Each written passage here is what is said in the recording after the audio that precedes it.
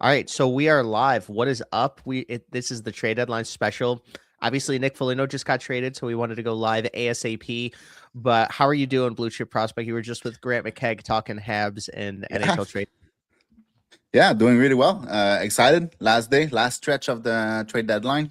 Um, man, uh, it's always a cool part. Like the draft, the free agency, and the trade deadline are the best time in hockey. And I'm excited to see what's going to happen today. If there's going to be some big trades. There's already been a couple few big trades today, especially the year check one. It's not necessarily big, but used to be big at least. But yeah, doing well. How are you doing? It's good. It's always interesting, like you said, to see who's available. And I think Juracek was a really interesting one because the Wild gave up a ton for him early on, basically a whole draft. So I just always like to see what's going on, but really Nick Foligno, the trade we kind of all saw coming. It was a trade with his brother now, so he's going to be playing with his brother in Minnesota, and it's going to be for future considerations. But Chicago is just doing right by the veteran, and I just feel like this is really interesting if you want to talk about the next captain of the Blackhawks, because there's always been rumors that Connor Bedard is going to be the next captain, and I have a Connor Bedard captain jersey, so I was always preparing for this moment, but it's just an incredible time. I feel like we had two trade deadlines this year because of the Olympic break, and that was pretty Yeah, cool. yeah. So, I mean, do you remember the Rasmus Anderson trade? That seems like a year ago, but that was only in Eh, January, and that was for a first Yeah, it round pick. does. Huh? It feels like so long ago, but yeah, it's actually not that long ago. What a good trade for Vegas again. I mean, they are so aggressive at like trying to get whatever they need to, to make a bigger push in the playoff. They are a team that's there to win it all, and they're willing to sacrifice anything, any prospect, any picks, any roster players if they think they're getting better by doing that trade. It's an interesting model because there's not a lot of teams like that in the NHL. Most teams are very, very careful with what they're trying to do. They're not as aggressive. Vegas, anytime there's a big name on the market, they're going to be there. Like Marner was the biggest name in the summer, they were there. And then Anderson, they were there. Before that was Pietrangelo, they were there.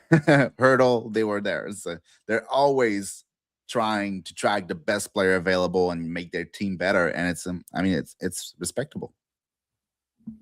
Yeah, and when you kind of look at the landscape of the NHL, I was kind of thinking yesterday, like much help did, how much did Marner mean to the Leafs? Because now they're one of the bottom teams in the NHL, kind of like teetering between should they go into the top five to save their pick, because obviously they owe it in a trade, but I mean Yeah. it's top five protected, so it's very similar to the Panthers as well. But there's a lot of teams that are kind of like premier organizations that are really in the bottom 5 and bottom 10 this year, which is Hmm. really weird. Even like Winnipeg and St. Louis. When is the last time we've seen both those teams in this area, as well as, the Panthers and the Leafs and even the Rangers? Obviously, the Rangers had two very high draft picks back in like 2019, 2020, 2021 area. But I'm just saying, like, they've had a lot of success. They even bought and were buyers. So I feel like a lot of teams knew that this was going to be a really good draft to kind of rebuild or retool quickly because of how high end it was at the top. And that's why we're seeing a lot of these second round picks being traded and not first round picks, because a lot of these picks are second round 2028, 2029. In the next two drafts, we're hearing a lot of how depth is very going to be prominent in both of these drafts. There's going to be a lot of good players, a lot of NHL talent in terms of their floor with a lot of high upside. So is that one of the reasons that these 2028 and 2029 picks are actually able to be had at this time? I feel like that is one of the reasons, but at the same time, we're seeing a lot of teams that are buying in a market that we all heard was a buyer's market. So the sellers are actually getting a lot of really good value for their players. And I think that's one of the reasons the Habs haven't really gone for anything. They don't want any rentals. They don't want to pay the big money. They kind of want to just, if they're going to buy, they're going to buy somebody that has 3-4 years on their contract that's going to help them when they are series contenders for the next couple years, because they are a very, very good team and they're stacked with their prospect pool, especially in their U20s. I was checking out the 2022 draft, and none of the defensemen in that class in the first round are really doing anything. It was like Yeah. Simon Nemec, Juracek, Korchinski, Rinzel's in there. Obviously, Rinzel has actually looked good, but Matejchuk, Mintukov, and it's just like Lane Hudson was the best one there. He would be the number one defenseman off the board in any redraft, and he went 62nd overall. And I'm not saying that is he's slap in the face of Lane Hudson. He's incredible. Like, he's probably top 3 in overall in a redraft. Like, forget just defensemen or goalies or whatever. I think. Well, who would go over him? Truthfully, who would go over? I don't know, man. I think anybody between Cooley, Slavkovsky, and Lane Hudson will be one of the that will be the top 3. Maybe Cutter Gauthier in there too. Yeah. So I would take Lane Hudson first. I think Lane Hudson's more important to the Habs. I think he's the most impactful of all those players by a significant margin. I agree. We just need to see it in the playoffs. And I do think that Slavkovsky is going to be a star. I think that, like I've said in tweets in the recent weeks, Demidov has really helped him. I think that Demidov was a multiplier in the draft, that he helps your center. He helps your other line mates around him because he's so offensively talented. He's a great playmaker, and he just has that offensive IQ that can help out a player like Slavkovsky. And Slav is a big guy. Like, he has playoff merchant all over him. He has a guy that's going to be able to put up massive numbers in the playoffs, but I still think Lane Hudson is probably better suited, like just a better player from that draft. And it's just so crazy because the Habs got both of them. So this conversation doesn't really matter in a way, but Lane Hudson is one of my favorite defensemen to watch in the entire NHL. Yeah. He's just a joystick. I love the smaller joystick type of players. You see them perform well in the juniors and like the WHL or the Q or whatever it is. But then when they do it in the NHL, it's just best on best and you just can't beat them. It's like when you're playing football at recess and it's just like you can't tackle the small guy, and it's just so funny. We have a comment, our first one. Hi Roto Rex, thank you for joining in. I appreciate it. We have 200 views already. I don't know if this is on X or whatever it is, but it's on X, YouTube, and me and Blue Chip Prospects YouTube, so Prospect On. So thank you guys all for joining in.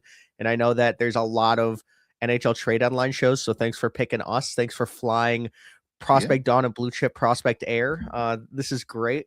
But if you guys want any questions, if you have any questions, just put them in the description or put them in the comments. I mean, so that we can answer them. We're going to be answering questions all day. We'll be here till like 2:30. So maybe longer, but if you guys have any questions, we have all the Puckpedia trades coming up, and there's going to be so much to come. I mean, there is a ton of trades, ton of rumors. I wanted to get your opinion on the Habs rumor that is coming out. Yeah, I know you talked about this guy a little bit, but there is a rumor about Whitelaw or Whitecloud. Who was it? Yeah, Zach Whitecloud. Yes, there it is. Sorry, I saw Whitelaw. Saw a rumor about it. Yeah, a couple. It was from like Friedman or Paganotta. I didn't know if you saw this, but it was like last night. Okay. Oh, Corey Perry just got traded to Tampa from LA. So that's a big one. That's interesting. Where does Fling even? So Corey Perry's got a good season. He's a cool player to have on your team. You don't want to play against him, but man, he's 41, 42 now. Yeah, he's the guy can't. Yeah, he was never he was never the greatest skater anyway, but now he's like he can barely skate. So yes. And Nick Foligno went for future considerations. So basically, the Wild just took on his full contract, and the Blackhawks didn't get anything. Maybe they get like a ham sandwich, but this was for him to reunite with his brother. And also, I think he wanted to get traded. He wanted to play for a Stanley Cup contender, and Kyle Davidson knew that. So, like, I really do like the move of just like getting a guy to go in a spot where he wants to be. He wants to play with his brother. You know, he doesn't have a lot of time left in the NHL, and now it goes to Connor Bedard. as the captain, which I already have the Connor Bedard captain jersey. If you guys want to see this, it already has the C on there. I've been ready since he was drafted. I always felt like it was going to happen very soon, and I wanted to get your opinion on this. But where do you think Fliggy fits on the Wild?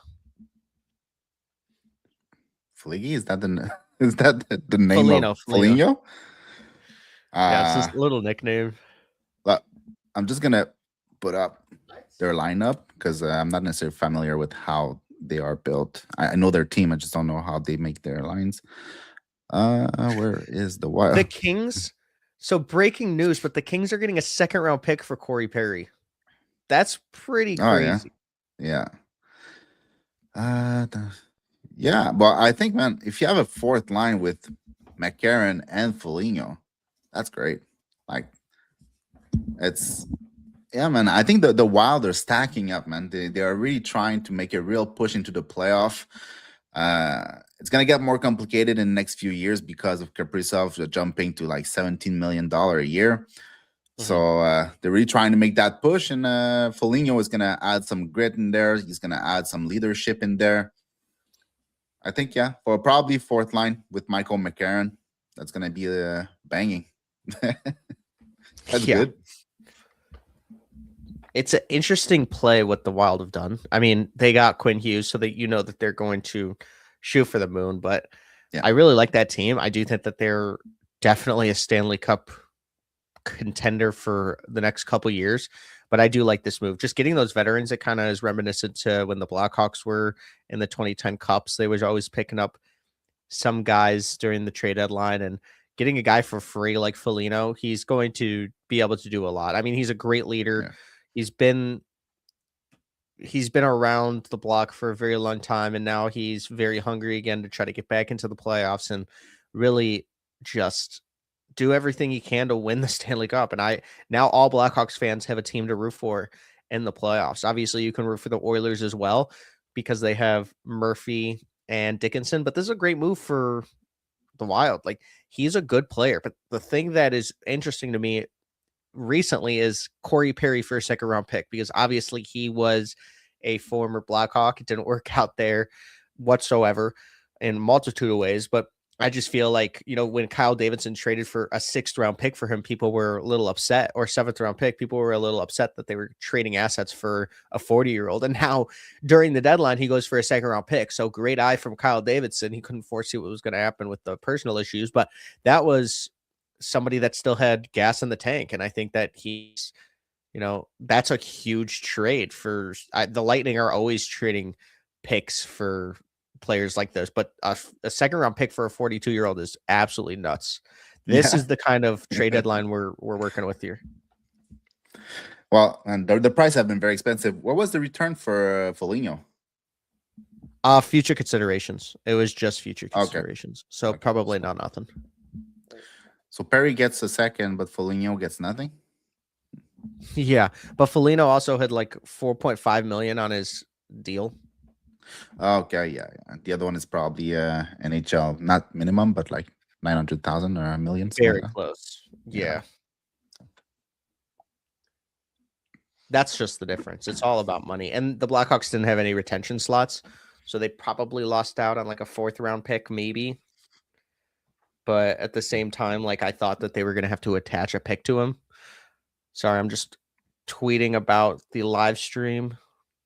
But yeah, 225 views already. This is awesome.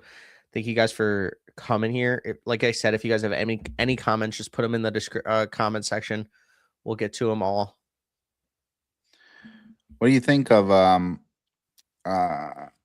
Buffalo going for Luke Schenn and Logan Stanley? I thought it was just a weird one because obviously they wanted Colton Parayko, and that didn't make any sense to me with the value there. They're not a Logan Stanley, Luke Schenn away from anything. So Rosen is also a really good player. Giving up a 2nd round pick is tough. So I feel like they were just making moves to get defensemen, to get a 3rd pair. And it just, the Sabres just want to make the playoffs. They haven't done it in such a long time. That's kind of their Stanley Cup this year. So, and they're a good team, but I do think that they would have made the Stanley Cup regardless, and you have a chance to really build a contender. And they didn't prioritize that, but I'm just thankful that they didn't trade Mirka. Like, no Yeah. trade was the best trade of the deadline. I said this on Nathan Grav's live stream yesterday, and he, like, the best trade that was made in the entire trade deadline was the one that didn't happen, because the Sabres basically got Mirka and a first round pick for Colton Parayko, and that's a great trade. Like, I know the Blues are very upset. They haven't really been able to do anything since then. And that was probably the best trade of the entire trade deadline from any seller. And that Yeah. got shut down. So I feel like the Sabres just doing this, it's fine. I don't care. Just please Yeah. stop losing all their assets. I actually like their management and stuff. And, it's just, I don't understand some of these trades that they do. At the same time, they like get- Isaac Rosen, that's a player they have. Like they've been drafting those type of players for a decade. Yeah. They have a pileup of players that are average in size, with skills, but don't move the needle for them. So, do they actually need to get another one into the lineup? I don't think so. So, if you can add two big defensemen that play well defensively, I mean, they're not that great, but the Buffalo Sabres, man, they look fantastic on the ice. Like, oh yeah. with Josh Norris back in the lineup, that guy is just so freaking good. Like, if it wasn't for the injuries and you look back at that trade of Cousins for Josh Norris, like Buffalo is winning that trade all day long because Josh Norris is just so freaking good. And he looks so good in the Buffalo Sabres, and the Sabres as a whole, they look dominant when they play in the like Thompson is so good. Dahling is so good. Byram is doing a lot better this season than he did last season. Powers is looking good. Like everybody on that team is like going 100, and I don't know, and I think like even though they're a team that's going to make the playoff for the first time in a little while, I feel like they have a chance to get pretty far in the playoff because they look mature and dominant at the same time in the season. So I guess in the playoff, it's going to translate really well. Yeah, I mean, I'm happy for them. They really deserve to have a great run in the playoff and actually to go to the playoff. And yeah, like I'm happy for them. And adding Stanley and Schenn is not like needle mover type of trade, and they might have paid a little bit too much for it, but in the same time, like I said, those are not players that they actually need into the lineup. So, but now they're gonna have a bigger defense, more physical defense on top of all their puck moving defensemen. So it's great for them. Yeah, really well said. I think that, like, just overall with what the Sabres have done, it's a little interesting, but the Doan trade was fantastic. I did not think that they were going to get that value that they got when they traded for Peterka. So that was interesting. And then I never tweet. I'm not a tweeter. I don't go on X barely ever. And that time I was like, when I saw that trade, I was like, I need to tweet something about it. I was like, what the hell are they doing? Like for sure, there's a reason why they never make the playoffs, because they make trades like that. And then in the end, turns out like Doan is really good for them. Kesselring was injured, but now he's good for them. Peterka is Peterka. So Peterka is good, but Peterka is a one-way player, super like one-dimensional type of player. So yeah, they won that one. It's great.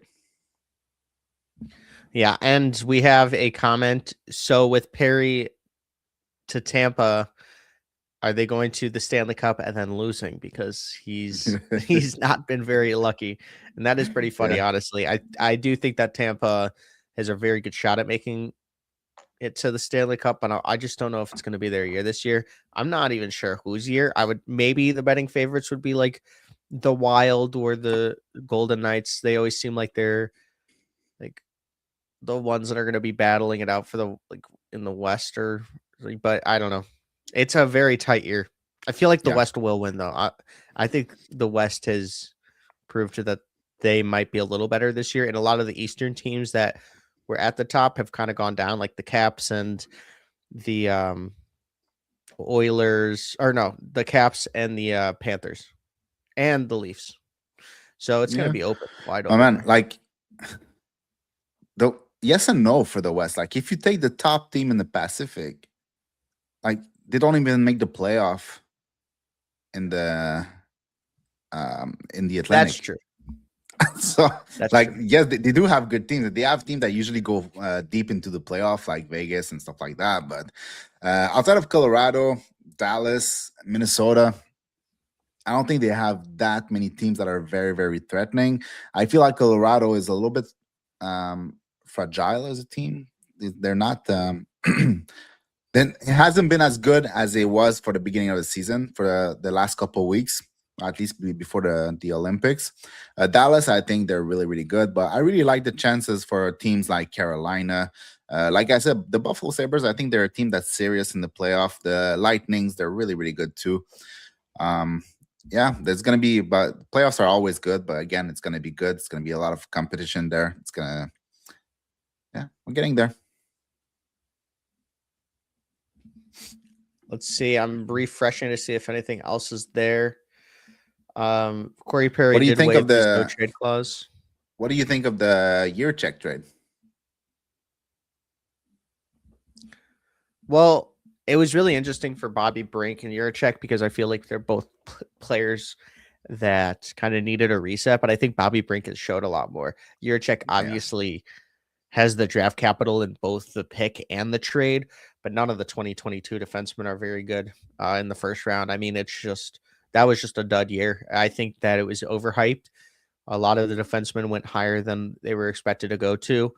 And the only one that I kind of believe in right now is like Nemec and maybe even Sam Renzel a little bit, but Sam Renzel like has not shown a lot, but he's shown the most other than Nemec in the NHL last year, and this year it just hasn't been the same. But talking about upside, like no other real 2022 defenseman other than Lane Hudson has looked very, very good.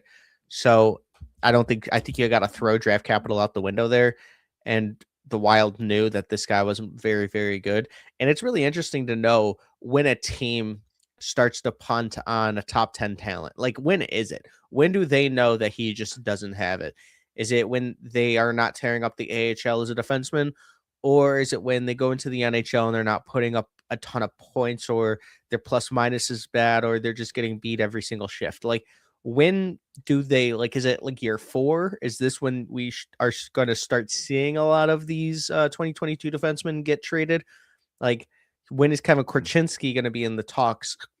When is Nemec going to get into the talks? Like, we heard it with Mintikov, and like, it's just really interesting. When are these guys, when do you pull the plug and then try to trade it for someone else? Today we obviously saw with Juracek that the Wild didn't see it. They wanted Bobby Brink, who could help them and is going to load up. Like, they needed a player that was going to help them right now. The Flyers are taking a chance on a guy that could help them in the future, and I do feel like that is an interesting one. It could be a win-win for both teams, but I just love young player resets. You know, you have to have this. You have to have it. I wanted to ask your opinion on it. To answer your question about when do you start making decisions on a player that you just drafted, I think it's when there's no progression to what you want to progress. Like, it was clear for Juracek that the one thing you needed him to progress and to be the player that he could be at the NHL level was his speed. You were expecting for him to like progress by 10 or 20% so he can become to NHL average, and not just like in speed, but also like in lateral mobility and his how do you call that one? This pivot and all these things. So when there's no progression after, let's say, 2 years, because in his second year he played like something like 40 games in the NHL for Columbus or something around that. So they had the time to evaluate him at the NHL level, and if in 2 years there's no progression in what you want to progress, then I think you can start thinking about pulling the plug and trying to reset with something else. And that's what they did, and they got a good return because they got like a first, a second, a third, a fourth, a fifth. They got like so many picks for him. So it was a good trade for them. And then at some point, when the Wild acquired him, he still had the potential, but it was clearly lower than a 6th overall level player. Like, it was obvious that he was not going to be that level of player. But now, after a year or two with the Wild, like there's still not that much progression. Like he played what 25 games this year in the NHL, I think, and I Yeah, don't even think he has a point. Let me check 2 seconds. Does he have a point? You check. You check. I don't think so. I think he Oh, has 0. I was spot on. 25 games. Jeez, my memory is working today. Good. So yeah, 25 games at 0 point. Obviously, he was not playing that many minutes. Like if you look at the minute average, he played like 13, 12, 10, 7, 8, 12, 9. So not a lot of minutes. So it's hard to put points on the board. But the few times that I saw him, he didn't look all that great either. So, and he didn't really have a spot, I guess, in that lineup. Like when you look at their defense, yeah, with Brock Faber, Quinn Hughes, Jonas Broden, Jared Spurgeon, Zach Bogosian, and Jacob Middleton. Like obviously you could play on that third pair, but I think going into the playoff, they probably prefer to have Zach Bogosian and Middleton for the physicality and actually players. Well, Zach Bogosian, does he move at NHL speed now? I'm not sure about that. But yeah, at least they're adding like a middle six player that's trying to be physical, but he's quick. He's not fun to play against. Like Bobby Brink is small, but he's not a fun player to play against whatsoever. Yeah, I think it's a good trade for Minnesota. And for Philly, I'm not sure what Juracek will become. It's hard to say now because it's been like 4 years and nothing has really changed. Like in his draft year, he used to be a guy that activated a lot, going from the blue line to deep in the zone, trying to make plays, big shot from the point. The problem was always the feet and the decision making defensively, and the issues are the exact same today. So hard to judge where it's going to go after 4 years. Yeah. When do you think like the Blackhawks need to make a decision on Korchinski, and the Ducks need to make a decision on Mintyukov, or the Habs need to make a decision on Reinbacher? Like these are guys that have very high draft capital. Yeah, if you take there are different situations, I think, because if you take Reinbacher, like obviously he was drafted to be more than what he's going to be, but he is going to be exactly what the Habs need. I said that a couple of times with you on the podcast, and I think I even said it yesterday on the stream. He's going to be a very, very good and mobile, big and physical defenseman on the defensive side of the game, and very, very good at hitting player on the move on the transition. So this is like 70% of the game for a defenseman. Retrieving pucks, being mobile defensively, preventing people from going to the inside, locking players along the board, getting that puck back, and moving it forward. That's what you need to do.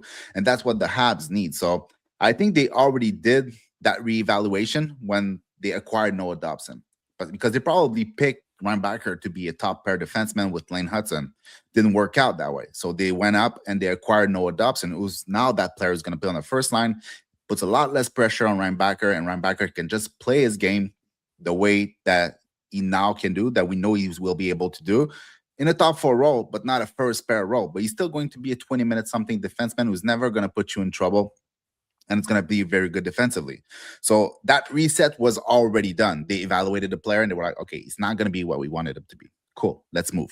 But they didn't trade the player. They just acquired somebody for the position he was supposed to be. For Korchinski, it's a little bit different because the Hawks are not at the same spot, right? The Habs are trying to compete, and obviously the Hawks are not necessarily trying to compete. So it's a very different thing. And they made him play in the NHL his first year. The development went wrong. Mm-hmm. So I think like the time to reevaluate Korchinski was probably last year, in my opinion. I think he will probably be an NHL player. There's a very good chance that he will be, but I just don't know in what capacity, because he's not that great defensively. At least the few times that I saw him, it's not like I watch Rockford all the time. It's like got things to do. but like, what is he going to be at the NHL level? Because he's definitely a good puck mover, but he's a good puck mover from the blue line in. Is he really a great transition player? He didn't look like it to me, but I could be very wrong about that because, like I said, I didn't watch a ton of games from him. So maybe you know more. But I think that once the development was a little bit slow, or not destroyed, but kind of messy, maybe I would have tried to get something while his value was still up instead of, waiting a year or two on top of that and then having absolutely no value. Because today you try to trade Korchinski, what are you going to get for him? The guy has basically no NHL experience outside of that first year where it was not great. And then he played in the AHL, and he cannot make the roster on one of the worst teams in the NHL. So who's going to acquire him and pay anything for him at that point? Korchinski's been an AHL All-Star back-to-back years, and he won the AHL All-Star MVP. I think that the handling of Kevin Korchinski has been a little interesting. It's the same thing with Lukas Reichel. I don't understand. This team doesn't want to lose games, but they're one of the worst teams in the league, so they're actually hurting some of their prospects in this, and it's just like, I don't know what it is. I am losing trust in some of the development in the Blackhawks. I love a lot of the scouts and people in the organization and stuff. It's just a little hard to understand what's going on. Just play the guys, at least play them, give them a chance, and maybe it's a trial for another team. But storing them in the AHL for all this time, it mentally affects them too, and it does nothing. So at least try. Let me see what's going on.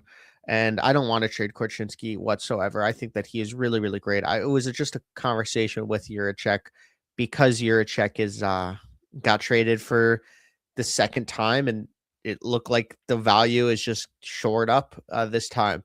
So I wanted to just talk about the 2022 NHL draft. So I know that we stopped at Korchinski, but it was just it was about the 2022 draft. I tweeted something today where it's these are the defensemen that were taken in the 2022 first round. What do you got? And people had their own opinions, but it was Nemec, Jiricek, Korchinski, Mintyukov, Mateychuk, Bichelle, Pickering, Rinzel, and it's just which one of those guys has shown to be that kind of value of a first round pick defenseman? I feel like there's not a lot there. So, I think Korchinski just needs to continue to get NHL minutes. I think that he needs to get power play time, get that confidence up, and just who cares if the Blackhawks are losing? They are one of the worst teams in the league regardless. So who cares? I want to just see the guy play. That's just how I see it. And I could be wrong, but I hope, we are not trading Korchinski. Stop it. This was not we want to trade Korchinski or Korchinski. We were talking about the 2022 draft. So third time the charm for David Jiricek. He's a lot of potential. All these guys have a lot of potential in the 2022 draft. Right now, you can't X any of them out. There's some guys that haven't even made their debut yet in the 2022 draft. They're kids. Yeah. Let them. But I just want to see the kids play. And I think that's what we're going to have to see in the second half of the season. But the Blackhawks don't have a lot of left-handed defensemen in that prospect pool anymore. So it's slim pickings. So there's going to be an opportunity for Korchinski to play if I just hope that he's still on the team next year. Just so that he can actually play 82 games. Just let him play. They're playing a lot of prospects more Crevier, Rinzel, and Nazar. And also, the likes of EDM is starting to get playing time, and Kaiser. But this was specifically for Korchinski because they are playing their prospects a lot, but it was specifically for Korchinski. And Nazar is not really a prospect right now, and same with Crevier. Rinzel definitely is, and Moore definitely is. And we're going to see more of Lardis. We're going to see Boisvert into the season. We're going to see Kanserov too. So there's a lot of players that are coming up. It's interesting that he hasn't played this specific year, just because I know they're trying to develop him more and stuff, but I'm not sure how much of the NHL is going to help him. But I wanted to show the Tankathon rankings. So obviously it's very, very tough to beat out the Vancouver Canucks. They have a huge lead, 43 points. It's 12 games, and there's only 21 games left. I don't even know if they're going to hit 60 points this year. So I think it takes out all of these teams. I think that they're going to lock up the number one odds of 25.1% now because of the Ottawa, but it could be 25.5. And Calgary's an interesting one. St. Louis wants to sell, but they just haven't. Calgary has already begun selling. Obviously, you saw that with Rasmus Anderson and some of their other players. Rangers, they sold Panarin, and they're still in trade talks. I want to see how that plays out. I do think that they might go on a little bit of a run, but they're just very, very bad right now. If you see the bottom 5 teams, bottom 6 teams, and actually bottom 7, Florida 2-8 in their last 10. One of those was against the Leafs in the first game back from Olympics, which I kind of thought was going to be a trend, but they just stink. Like 1-7-2, like that's just terrible. Blackhawks are doing everything they can to stay in the top 5, 2-6-2, but everybody else has been pretty bad. So it's really interesting what's going to happen. Columbus has been on a tear, 8-1-1. Yeah. Ottawa, poor Ottawa. Like we don't even need to talk about them. But the Sharks, they've been good all year. They kind of went cold before that 3-game winning streak, but they're back in the win column. Kings are buying, but they're 3-6-1. This is a really interesting situation. I do think that they're going to end up, in this range somehow, but they have a lot of things that they need to work on for sure. I think that Florida is going to solidify themselves in the top 10. I do believe that the Blackhawks will get a 2027 first-round pick, so they'll have 2 first-round picks. I want to show Puckpedia as well because you think there's a way Vancouver moves Pettersson? I think they need to. If it's not, I don't think it's going to be at the trade deadline, but during the offseason, they're going to have to move him. It's going to be the best for both teams. I mean, they gave up Lindholm and JT Miller because of him, in all honesty, and JT needed to move and they got good value, but there's a time where it's just like, all right, we got to move on, but I'm not really sure what the value is going to be because he was one of the best players. It's going to be some type of a swap, like when LA traded Dubois to Washington. Mm-hmm. Like nobody thought Dubois was tradable. You had like what was his contract, like $9.5 or $10 million a year. The guy was like a 60-point center with size, and nobody thought it was tradable, especially after the year that he had. And turns out he was. So if Dubois was tradable with that contract, I'm guessing that Elias Pettersson is tradable with that contract too. Just I don't think the return will be that great. Yeah, it's going to be really interesting to see what happens with that because I honestly would have no idea who they're going to trade for him, but he is a good player that has a lot of upside. So, but is it just he needs to change the scenery, or is it he is in the Patrik Laine bin where the peak has already been shown? And Laine was I don't think so. Like Patrik Laine is a very specific type of player. He has a shot, he has hands, he has size, but doesn't know how to use his size. He's never been a great skater. He's always been a bit of a power play guy, even though he did score at 5v5. Like he's an impressive player because of what he can do, but he's never been like a great player for your team, especially in the first few years. Yeah, but after that, not really. Like he was never that much of a positive asset, in my opinion. Elias Pettersson was an absolute positive asset for Vancouver. When he had 100-something point and then 80-something point the year after, he was also like a defensive beast. Well, maybe not a beast because he's never been a beast, but like he was very good defensively on top of scoring a ton offensively. Like he's a star center player when he wants to be. So I don't think like his peak was. I think that was his peak, but I think his peak can come back. I think he's still in his prime. It's just that the situation in Vancouver plus like the JT Miller thing and and then Quinn Hughes leaving. Like when you don't have anybody to move the puck and transition, then it gets complicated. They have Ronek, but now it's the only one. But there's definitely something wrong with Elias Pettersson. Is it just because he needed a change of scenery or there's something else? I don't know, but it's going to be hard to move him. I don't think the return will be great, even though Vancouver would probably love to have a big return for a star player like that. But the thing is that the star version of Elias Pettersson is from like 2 years ago. So it's going to be hard to recoup all those assets. What is your favorite trade so far, and you guys in the comments can give your take. But what has been your favorite trade so far? I know that they had the Carlson trade to the Ducks too. So, what in your opinion? Mm, well, I think the Carson one for the Hawks is up there because I think it's very great value for them, and I think it's going to help them immensely. They have a very good balance of like veterans and a young core that's super talented. They just need some consistency in the net, and they don't have that. They're a bit like they're at the same place as the Habs, like very good, but need consistency. I would say probably Mackenzie Weegar is my favorite one because the price paid is basically just a few magic beans here and there, and you get a very, very good player signed long term. Um, that can play on both sides of the puck, can be physical, can do a lot of stuff for you. So very good for Utah. And they gave basically nothing for it. So I mean, not nothing because 3 round pick is 3 round pick, but second round picks, like I said yesterday, have a like 5 or 10% chance to play 200 games in the NHL. So it's really not that much in my opinion. So yeah, that would be my favorite trade. What is yours? I think it's I think it's the trade that didn't happen with the Sabres. The Sabres not giving up Radim Urca and a first round pick for Parayko. But in terms of like value, I think like the Blackhawks got a lot for Jason Dickinson. That getting a first round pick is wild for Jason Dickinson, in my opinion. Not because like it's a third line player that's very good at defense, but that's what you're getting.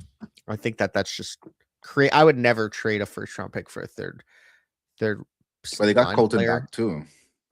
Yeah, I know, but Colton Dock was what a lot of Blackhawks people were talking about was like NHL fringe, AHL fringe, but I see him more as like an NHL player, bottom six energy guy.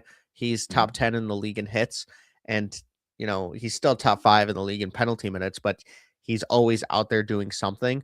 So I feel like he's one of those guys that will stay in the NHL because you're gonna hate to play against him.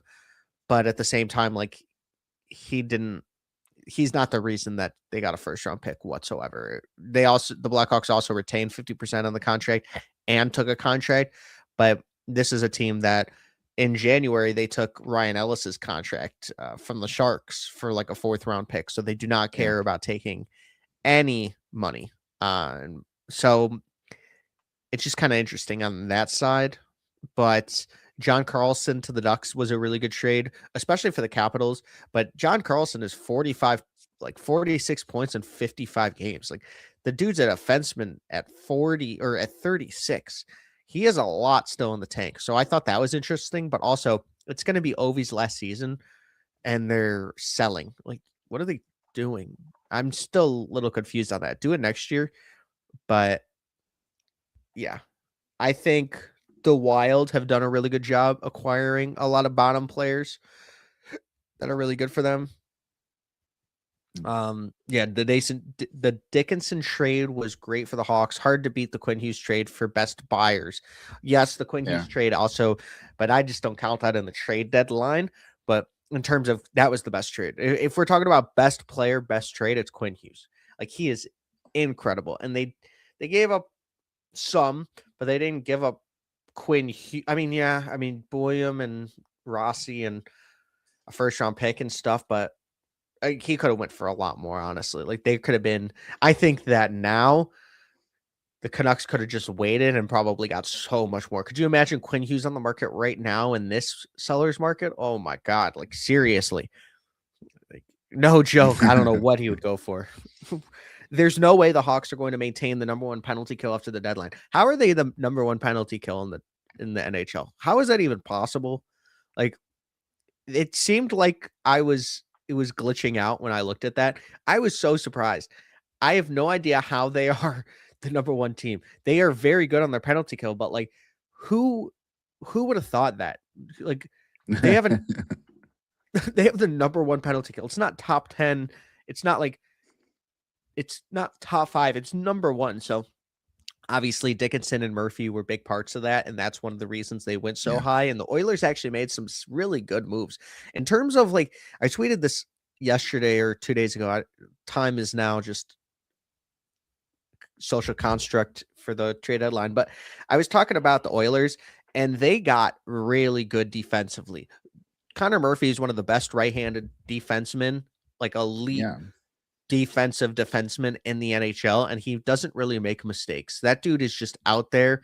He is very safe with the puck. I always trust when that guy has the puck. For me, I think Jason Dickinson is underrated to a point because he's one of the best defensive forwards in the NHL. He was actually getting Selke votes too.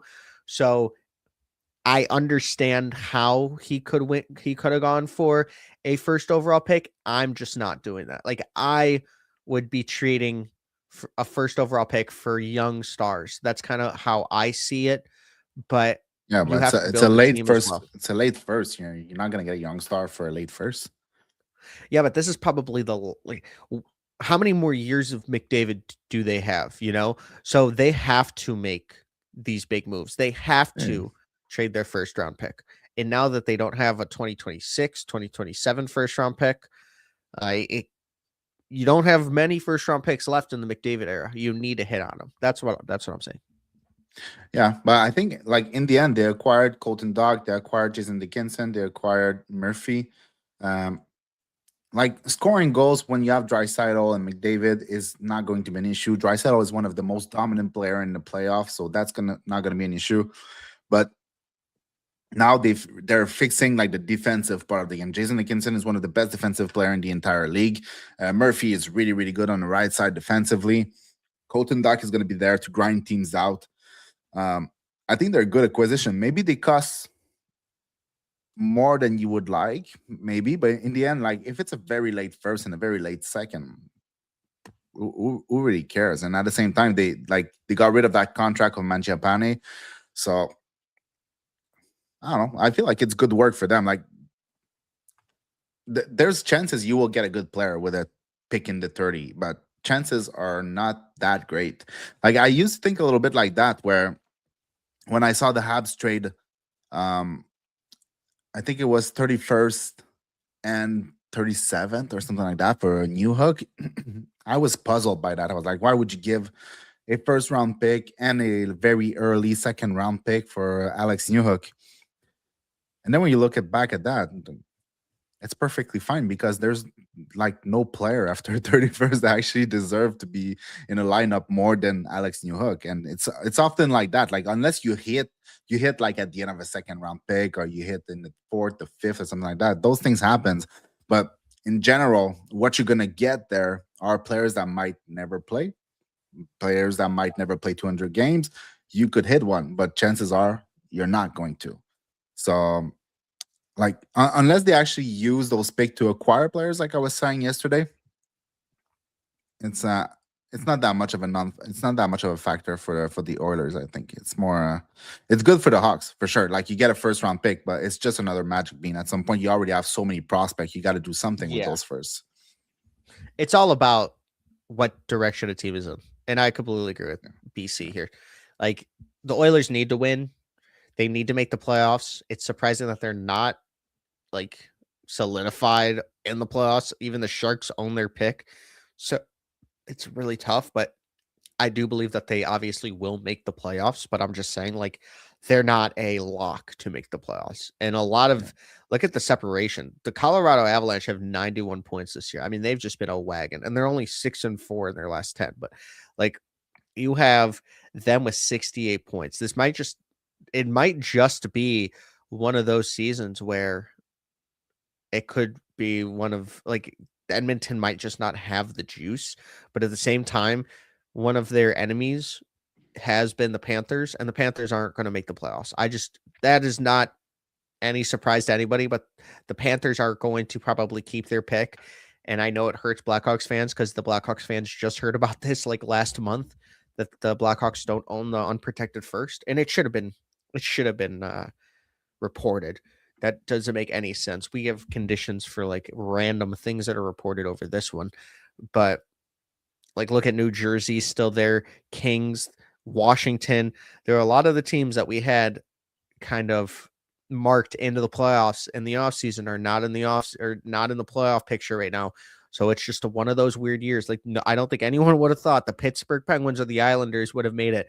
I know that everybody was talking about Pittsburgh getting Gavin McKenna next year, and that's just not the case. And Montreal has had a great season. I could totally see them making a run. I'm surprised that they didn't. You know, I'm surprised if Robert Thomas is actually available. I think that the Montreal Canadiens are the team to get him. I do believe that just because of kind of the fit he would be. I want your guys' opinion in the comments section. Do you think Robert Thomas will get traded in the next 2 hours? Because, you know, how much time's left? 2 minutes until 2 hours of the deadline. A lot's going to happen during this time. And I know it's like calm before the storm. Maybe nothing happens, but I just feel like, you know, if we see a Robert Thomas trade, I think the Habs have to be one of the leaders, one of the favorites in that, because he just makes too much sense. Jonathan Marchessault and Eric Haller are not skating for Preds at practice today. That is pretty interesting to me. I want to share this one. I know that the Preds are the 10th worst team in the league. They were 7th last night, but then they won. Like, that's how close these teams are. But they're having a fire sale. So what do you think about the Preds this season? And what do you think? Like, are they gonna just trade everybody that they can? Do you think that they will trade Stamkos? I think it's gonna be hard to trade Stamkos, so I don't think so. But like, it's funny because they're not that far out from the playoff, right? They have 64 points. Like, first team in the wild card is 67 points with 1 games in hand, though. So they're not that far out, but I think they are already selling. I think some players like Ryan O'Reilly doesn't want to go anywhere, so they're just not going to be able to sell him at all. And I don't know. I think Stamkos gave a list of like 2 or 3 games or something like that. 2 or 3 teams, I mean. So it's really not that much. It's yeah. I don't think they will be able to. And what's his salary? What's his contract for Stamkos right now? It's like 7.5, I think. 8 million. 8 million for 4 years when he signed it. So what, like almost 2 full years, like 3, something like that, of Stamkos's cap. But we have one question for you, I think. Hi guys, thoughts on Blake Coleman for a role, maybe on the first line, given his physicality could help for the playoffs with the Habs? You'd know better than I would. I don't know about the first line. I think they're putting back Slavkovsky on the first line because the second line has been a little bit slower since since we came back from the Olympics, right? Like, it was very, very good before the Olympics with Slavkovsky, Kapanen, and Demidov, but somehow Slavkovsky is iffy a little bit right now. So he's going back there. Blake Coleman on the first line. Would he do better than Dak on the first line? Or I don't think so. If it doesn't cost too much to acquire him, I think we would acquire him because we have much needed. We need like physicality in the bottom 6. That's for sure. Like, there's no questions about that. I would have preferred to actually acquire a player like Mason Marchment instead of Philippe Danault. I think he fit better in what we actually needed, like more physicality, just being harder to play against on top of our speed. But it didn't work that way. So, and Blake Coleman, I think he have a no trade clause. I think he does, and I think he had just a couple teams that he wanted to go to. Yeah, I don't know. I'm not his biggest fan. I think he brings some element that we need, but I'm not his biggest fan. And certainly not for the first line. Like, in the bottom 6, it's fine, but not for the first line. And he still has a contract for next year, I think, if I'm not mistaken. It's like almost $5 million for this year and next year. That's no. Honestly, it's okay if we acquire him. It'll be fine, but it's not a player that I would look at. What do you think of Blake Coleman? Honestly, like, I'm not sure. I don't know. I don't think he would be on the first line. Like, I don't think that would really make sense. I do think that if you have Blake Coleman on your first line, like, it's not necessarily the best case scenario for a team that wants to win a Stanley Cup. But I think Blake Coleman has a lot of good traits. Like, but I don't know. I think that it's just not a perfect fit for that first line. Yeah. Oh, someone came from Gravstream. So Gravity is obviously a great YouTuber. I was on his live stream yesterday for um just like 2 hours, I think. It was a great live stream. I'll show you guys that. But yeah, he's streaming right now. But the question is about Mikheyev. And I do believe that there is going to be a movement on a Mikheyev trade because it just doesn't make sense for the Blackhawks uh not to trade him. I was talking to somebody that works closely with like I won't say too much, but I heard that Mikheyev and the Blackhawks were talking a contract, but at this time, I think contracts have stalled and there's not as much of a chance that he probably will sign. So if he does sign, I would like that. I think that he has been a great acquisition since he was traded with a second round pick for a fourth round pick and Sam Lafferty. So the Blackhawks got a lot during that trade. At this time, I would try to sell him as much as possible during this deadline. I think that you could get at least a second round pick. He has been fantastic this year. He's been fantastic last year. He can be versatile on a lot of different roles for a team. And I'm just a big fan of Mikheyev. I think that any team would be a fan of this guy. He is somebody that I believe is very underrated. I'm going to pull up his stats this year, but stats are not telling the full story with this guy. He is just one of those guys that you want on a hockey team, but in the playoffs, I think it's going to be a lot better for him. Look at this. This is really interesting to me. Like he's kind of had a breakout season last year, and then this year it's kind of been all right, but like 34 points in 80 games wasn't really a breakout, but he had 20 goals. I think that was kind of a big thing because he's only had 20 goals one season, and this is kind of what Blackhawks fans are hoping for in that 2021-2022 season. But this year he's been really good. -2 on this team is very good. +4 on last year's team was great. Like I think Bedard might have been -40.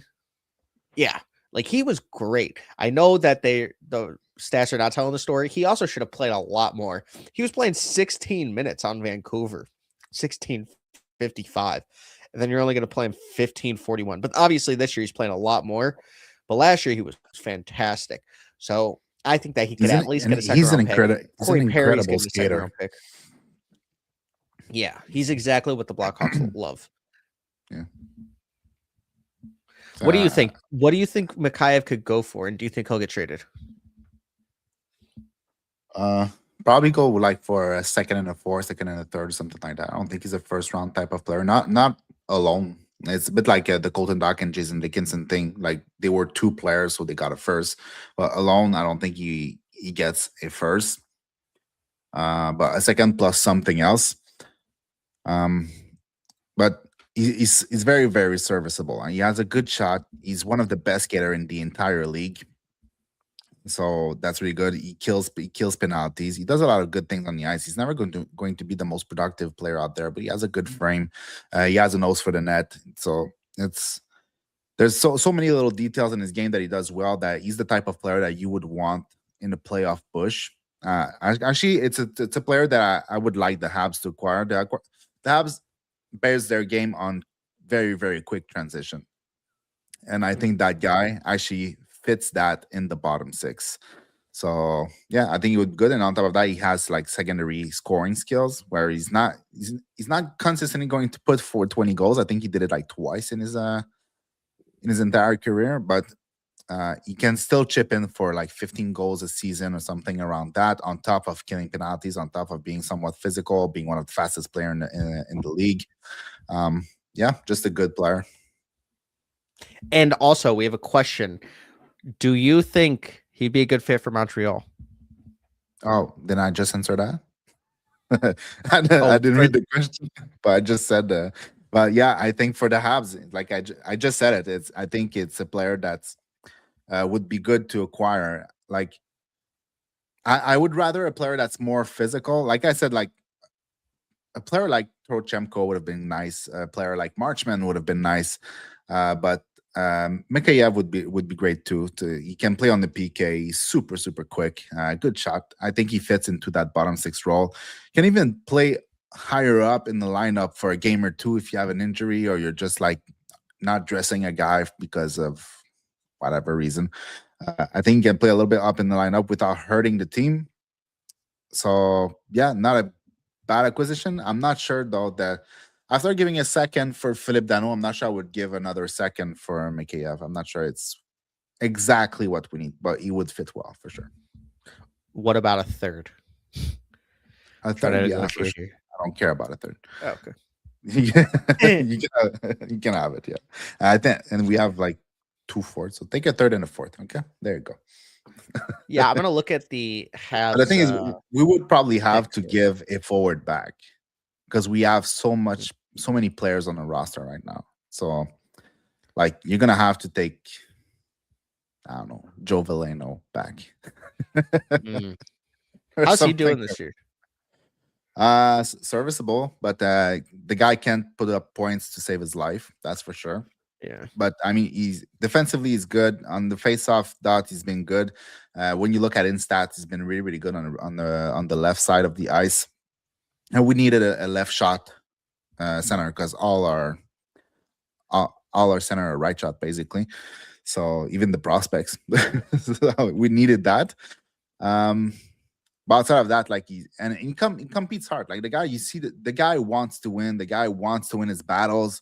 He does a lot of things right, but he's very much not impactful on the ice. He's a guy that won't get you a goal, but also probably won't let a goal in most of the time. So it's like a zero-sum player. Interesting.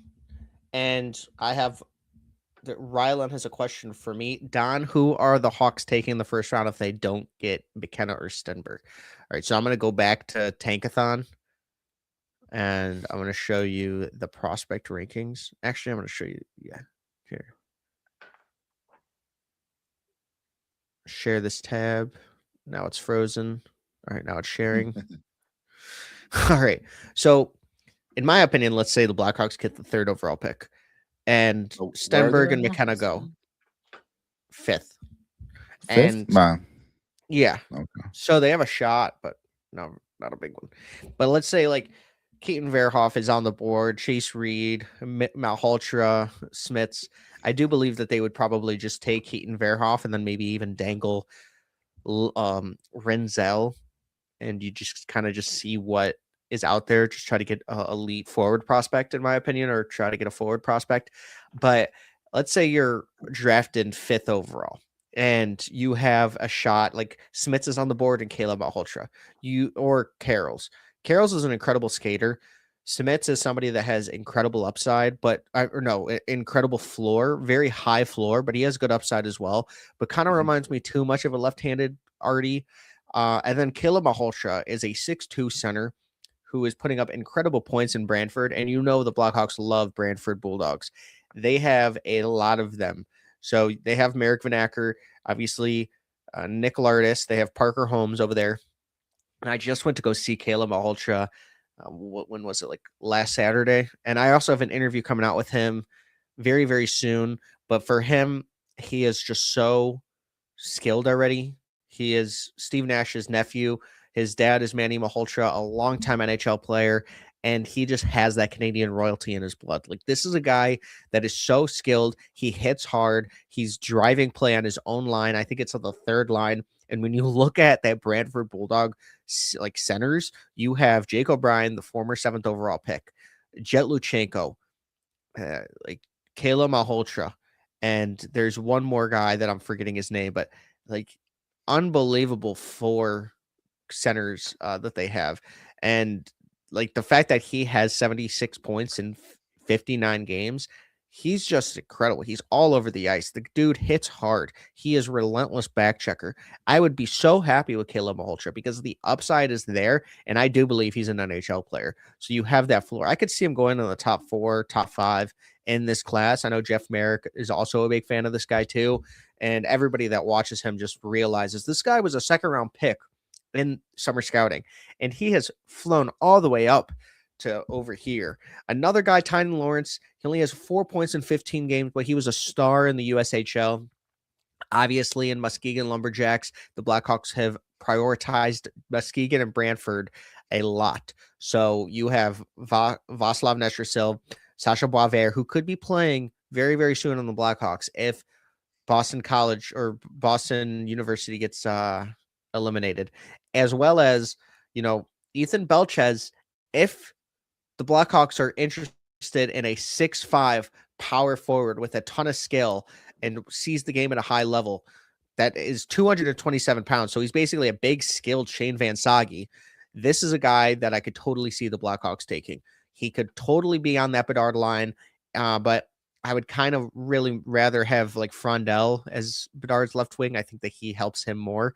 But a guy that like should be talked about more is Vigo Bjork, but the Blackhawks aren't going to select him. He's sub 6 feet, and last year I kind of got shit on by BC or Blue Chip Prospect because of my loving of under 6 feet players on a team that doesn't have any tall prospects. And then they drafted 2'6" guys. So definitely somebody. Malhotra is somebody that I absolutely love. I think that for value wise, you have to go Verhoff if they have 3, even Chase Reed at 4. But Malhotra, if you get to that 5 spot, I liked Colin Potter. I did say I did like Colin Potter last year. I thought he was a great skater. I didn't know his NHL floor, but I liked his upside. He played great at Arizona State, but I will say that is interesting. And then I think Malhotra or a trade down or something, because if they take Verhoff, they're kind of just delaying their contention, just betting that he's better than Rinzel and Artie. I think they need forward. So my thought process as it resets the contract, you're getting a better player in Verhoff with more upside, as well as you're not sacrificing any. Like draft capital, because like that's where he should be drafted. So I would just shop them. Like if you already know you're drafting 3 and you have so many months, you have 2 months to prepare after the lottery for a trade, or like 50 days, whatever it is. But Stenberg or McKenna are going 1 and 2, and if they don't, and if there's an opportunity to trade up for these guys and somebody wants a right-handed defenseman like Verhoff that's 6'4" and plays like a fourth line forward, and this guy has 20 points in 30 games, which is very on par with his WHL stats last year, where he had, 40 point or 45 points in I think 60 games, or no. He had 45 points in 30. Wait, what did he have last year? Something like that. And Verhoff is just that guy. So I would totally do that reset. I would totally shop Rinzel. I wouldn't shop Artie right now because I think Katie probably would not last in the media from that. Like people would be so upset that they didn't take Demidov, but it's just about value. Like, yeah, you had 45 points in 63 games last year. So I was right. I got in my head and I said something different, but yeah, 45 points, 63 games. It's very on par with the 20 points in 30 games he has at the NCAA level, which is really good if you want that guy. He had 4 points in 5 games and very low usage minutes and time on ice and for Canada in the WJC. So I watched him live there. He was awesome. Really good interviewee. Modeled his game after like Drew Doughty. And I said that on purpose because Blue Chip will be laughing. But did it good. Wanted to go. Thank you. And so the last couple ones, because I know Goat Caulfield has something big, but Vanacker has been a beast this year. 42 goals, 43 goals, something like that. He's a fan favorite. Jake O'Brien really helps out his wingers too, if you haven't noticed. Caleb. So I like Malhotra, Carls, and Smiths. Me too, man. And I would throw Reed in there. I really do like Reed. Bedsy is in the house. What is up, Mr. Don? Let's go. Do you have a Mikheyev trade prediction and return? I'm going to say he's going to get a 6th-round pick with a condition that gets called out in 8 months. But it's going to be like if they win a championship and he plays 50%, it's going to be a 1st-round pick. That's my trade. And it's going to be to the let's see. It's not going to be the Oilers. Dan Bowman says they're done. That would be an easy one. The Lightning just traded their 2nd-round pick for Corey Perry, which is interesting to me. Let's go with the Islanders. They're gonna trade for him, and then they're gonna re-sign him. That's my prediction. Let's see. Oh wow, we have a lot of comments. Thank you guys so much. Holy moly. Am I You're too slow. trying to be overly optimistic Hawks fan? My mental gymnastics says the Panthers 2026 is sliding into 2027. Could be better for the Hawks. I would say I'm not honestly sure. Like, I don't I don't think know so.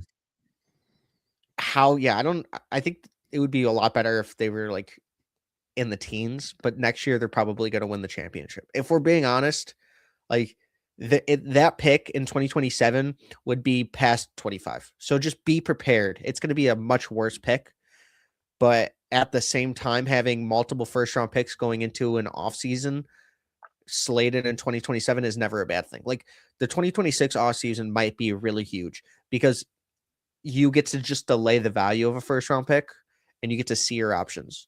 So it's a really interesting one, but I would say 2026 first I would be think better. if you can get that pick like 11, 12, 13, 14, 16, something like that, it's the best case scenario. I think the Panthers are too invested to accept whatever's coming next year. They're going to do whatever they need to be competitive again. They've been to the Stanley Cup 3 years in a row, so obviously it's a tired team. They didn't have Barkov for the entire season. Has he come back at all? Or if I go No, right here, no, he's not coming back. exactly. He's not coming back. So yeah, so one of the best center in the entire league hasn't played a single game for them this year. So that's the main reason why they're down. Like he's a Selke trophy winning type of center who put up like 80 to 100 point a season. So like it's you cannot live without that type of player. If you subtract the first line center to any team, there's a good chance they're not going to the playoff or they are much lower in the standing. So once it's coming back next season, and even though they also missed like Matthew Tkachuk for the first half of the season or something around that, so there was a lot of injuries, a lot of players that were tired, players that are even older, and they're going to be older again next year. But honestly, I would expect them to be much better next year. So I think if you can get that big in the beginning of the teens, that's what you want. Like it's what we were hoping in Montreal last year with Calgary, that it would be something around that. It turns out to be like 16th, I think, which was great. But so you expect something like that. That would be the best situation, because I think next year it's going to be like in the late 20s or something around that. And we have a Marco D'Amico and Dave Pagnotta interesting tweets. The Canadians have had discussions with the Flames, nothing confirmed yet, but things are moving forward. So me and Blue Chip Prospect had Marco D'Amico, who's a friend of the show, friend personally, on this show a couple months ago, and he was talking about Kadri. And actually, we had to remove it out of the video because, it was interesting. But this is something that has been in the works for a very long time in terms of fit. It says may include Patrick Laine. Patrick Laine has not worked out for the Canadians in any sort of way in my expertise, but I think Blue Chip Prospect would probably say the same thing. I would say you're a little bit wrong there, though. I don't like Patrick Laine as a player. I don't want him on my team. He's not the type of player that I like. He's very, very one-dimensional. Probably the most one-dimensional player in the entire league, but his dimension is the most important dimension. So there's that. And I think like his 20 goals that he scored last season on the power play, but not all on the power play, but it's like 19 out of 20 or something like that. Without them, we don't make the playoff. Like we made the playoff on the last day. So I think he was very useful to us last season, but he's been so injured last season. This year, he hasn't played. So, I mean, we're not going to resign him. Like, I think there's no chance we're going to resign him. We don't have a spot for him in the top 6. It would have been great. It would have been nice if he came back to his earlier days, less injury. But it feels like at the second he steps foot on ice, he gets injured. So, I wish him the best. Not the best players for us, but at the same time, we made the playoff because he was there last year. So I'll be happy if he's included in the Nazem Kadri trade. I think there's no choice anyway, because we cannot take a $7 million contract. There's just no way. We have like $1 million available, something like that, like of a aggregated cap. So yeah, but I think that a question like that was asked yesterday about Kadri, if I would like to have him for the Habs, and the answer is yes. But The problem is the contract. 3 more years at, I think it was 7.5 his contract, something like that. It's hard. And they get the guy is like 35, and you have 4 year, including this year for at 7.5. He's not as quick as he used to be. There, I don't know. It, and I think also I read this morning. I don't remember from who, but I read that the not the management, but the owners of Calgary are not really willing to retain salary. So that's a little bit of an issue too, because taking the full 7.5 is going to be hard. Even though the cap is going up 8, we just next year we have Lane Hudson who's coming up at 8 point something, basically taking Liney's spot. Like we're just transferring Liney's money to Lane Hudson, and that would mean that the $8 million cap that's being added this summer would go all to Nazem Kadri, and that's a little bit of a problem for me. So I think he's a great fit. He would be great, man. As a second line center right now for the next year or 2 or 3, I think he would be great. But the price is a little bit of a problem. I think that like this is a player that has only shown how consistent he is, and there's really nothing to play for in Calgary right now. But he has a bit of a down year. But look at how consistent this guy has been. I know in the Avalanche he was like fighting for some ice time, and then he just blew up. But this is a guy that is consistency. I feel like He's good, playing man. 19 minutes a night. He plays playoff style. You know, he's physical. Yeah. He has a hard shot. Gets to the hard areas of the night of the ice. He's the type of player that you absolutely want in the playoff. It's just and he's a stopgap the whole for situation. Like, yeah, you don't have to push age on the second line next year, but I don't think you would anyway, because Kapanen has been doing, like, we could say good, not great, because obviously he's a rookie and you don't want a rookie as your second line center unless he's like a star level player. But he's been doing good this season. Is Age going to take that spot next year? I don't know. Like, Age is good, but I'm not his biggest fan. Like, I like what he's bringing. I think he's a good player. I think he will be good for the Habs, but I'm not like a sure thing that he's going to be all that great. No, it's I still have question about Age. That's what I'm trying to say. I'm not trying to say he's not good. I'm just saying that I still have questions, but I always have questions about Habs prospects. So yeah, I think Tuxedo did for the Kadri. Asked about that yesterday. Yeah. Somebody said also at 3.5, would you do that trade? And then the answer is resounding yes. But like I said, I think the ownership doesn't want to retain. So this is a question about, I think, Mikheyev. He's going to need a few years to be effective, just like all the defense on the Hawks have shown. I think that's if you take Verhoff. Oh, this is Korchinski. Oh, Verhoff. Yeah. Okay. Yeah. Interesting. So that is true. Verhoff is very raw. But he's playing in the NCAA. I feel like 2 years. It's going to take a long time, but I'm not sure. Like, if you have the 3rd overall pick for the Blackhawks, what are you doing? Like, truthfully, are you taking Verhoff or? But right now, it would be the 5th. Okay, but let's say they get the 3rd pick somehow. Like, they're only a couple points out of all of them.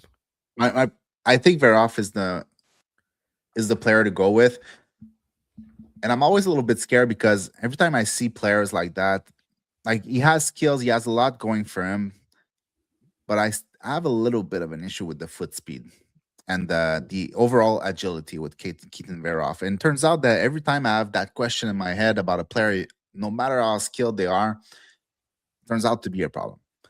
So I hope it's not going to be a problem for him. But like, I feel like defenseman, it's even more important than any other player to be very quick on your feet, being able to explode out. Like I was saying yesterday, every time there's somebody coming on the rush and they chip the puck behind you, you have to have the feet to pivot, explode, get that puck, create separation, move that puck. It's incredibly hard when you have somebody coming in full tilt on you on the forecheck. So I don't like his foot speed overall, and I don't like this. I think the mechanic is fine. I just don't think he's explosive, and I don't think he's that agile. And he's 6'4", so he does have more reach. But like, I was thinking that of David Jiricek. I was thinking that of Kari Yakimchuk. I was like, they have the skill, they have the mind to do whatever they need either way. Turns out it's looking not that great for now. I think he's better than both of them. Just saying that foot speed is really, really important for defensemen, and Keaton Virov is not that. I think maybe he averages out as what average, unless you see better than that. I don't for now. So I think he's the best player, but I think it's still a little bit of a risk. But if the Hawks were picking 5, which is what they would be right now, I'd probably go with Ethan Belches. I would probably go. I think yes, you guys drafted 2 big guys last year in Mason West Nesterville and West. and Brazil. But I think Ethan Belches has a different type of ceiling. Like Ethan Belches to me is in the same category as a Slavkovsky. I think that's where he could get, like, a guy that can be physical, a guy that can shield the puck at an elite level along the board and make plays from the outside in, a guy that can get in front of the net, a guy that is always in front of the net right now and could probably win to not be in front of the net all the time. He has a good shot. He has decent vision. His passings are crisp. I think, if it was 5th overall and it was for Chicago, I'd probably go with Ethan Belches or Smits, something like that. What is your thoughts on like Malhotra versus Belches? Yeah, I like Malhotra. I think he's the completely different type of player, right? Yeah, he's going to be. I think the ceiling is not that high, but at the same time, I've said that before about players that exploded and became like first line center. So I don't know, but I feel like the ceiling is not of a first line center. And if you're going to get a player in the top 5, you want to get as much potential as possible. That's how I would see it. But it's a little bit hard to say this year. Like it's a bit of a weird draft for me. But I love Malhotra. I think he's going to bring a lot to an NHL team. I think he will be like some type of center that can make plays, can shoot the puck, can retrieve pucks, can help his defense coming back down low and starting the transition with them. Like he has a lot going for him. It's just a ceiling for me. I think he tops out as his second line center, and that's great. There's nothing wrong with that. It's just, is that what you want as a top 5 pick? It's like if I go back to Montreal, even though Ryan Backer will most likely be a good player for the Montreal Canadiens in the top 4, is that the player you wanted with your 5th overall pick after ruining an entire season? Most likely not. So I feel a little bit the same way about Malhotra. If he is a first line center, it's going to be like an average or low end in his upside. He's not like going to be a top first line center. So I understand what you're saying. Yeah, like it's hard to see Malhotra like as a 90-point beast in the NHL. You know, I think you can see him as a 55, 60, 65 points guy who can play well defensively. But he could also be like, what's his name in Utah? Their center, Barrett Hayton. Like when he plays, it makes me think of Barrett Hayton. So maybe he's just that too. Maybe he's more. Who knows? I think he's going to be a little more. But yeah, it's possible. Barrett Hayton was very impressive after his draft. Like the year, this draft +1 or draft +2, he looked really, really, really good. So I thought he would be more than that. Now he's a 45-point center who's playing well defensively. He's not easy to play against.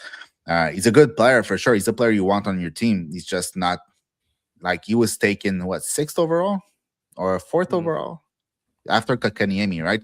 So he was taken 4th overall. It's a terrible pick. If you get that with the Malhotra, it's not. That's not fun.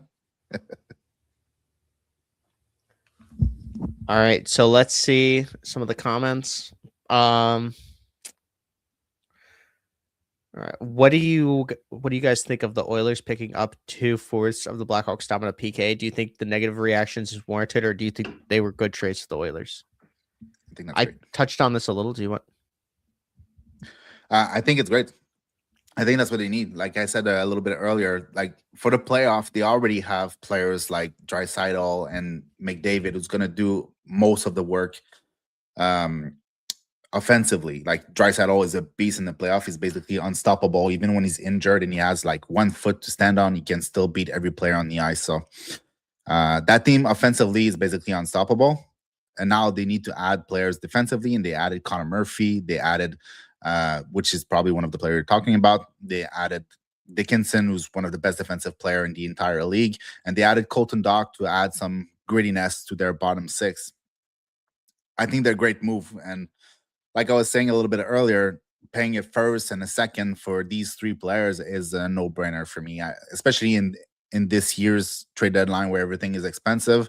But even then, it's like for them, the first and the second means nothing as opposed to the players to help them win the Stanley Cup. And we're talking about a team that went to the Stanley Cup final twice in a row. Did they go to Game 7 twice in a row too? Or it was just last year? You're muted. I don't hear you. But anyway. I think it was last year, and yeah, it was last year. I don't think so. The first one I think was 5 games. Yeah, or something like that. So, like, it's a team that's really they're there. They just need a little bit of a push more on top of that, and I think those 3 players can really help that.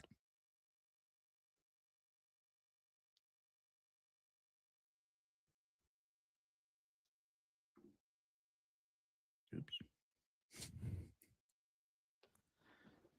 All right.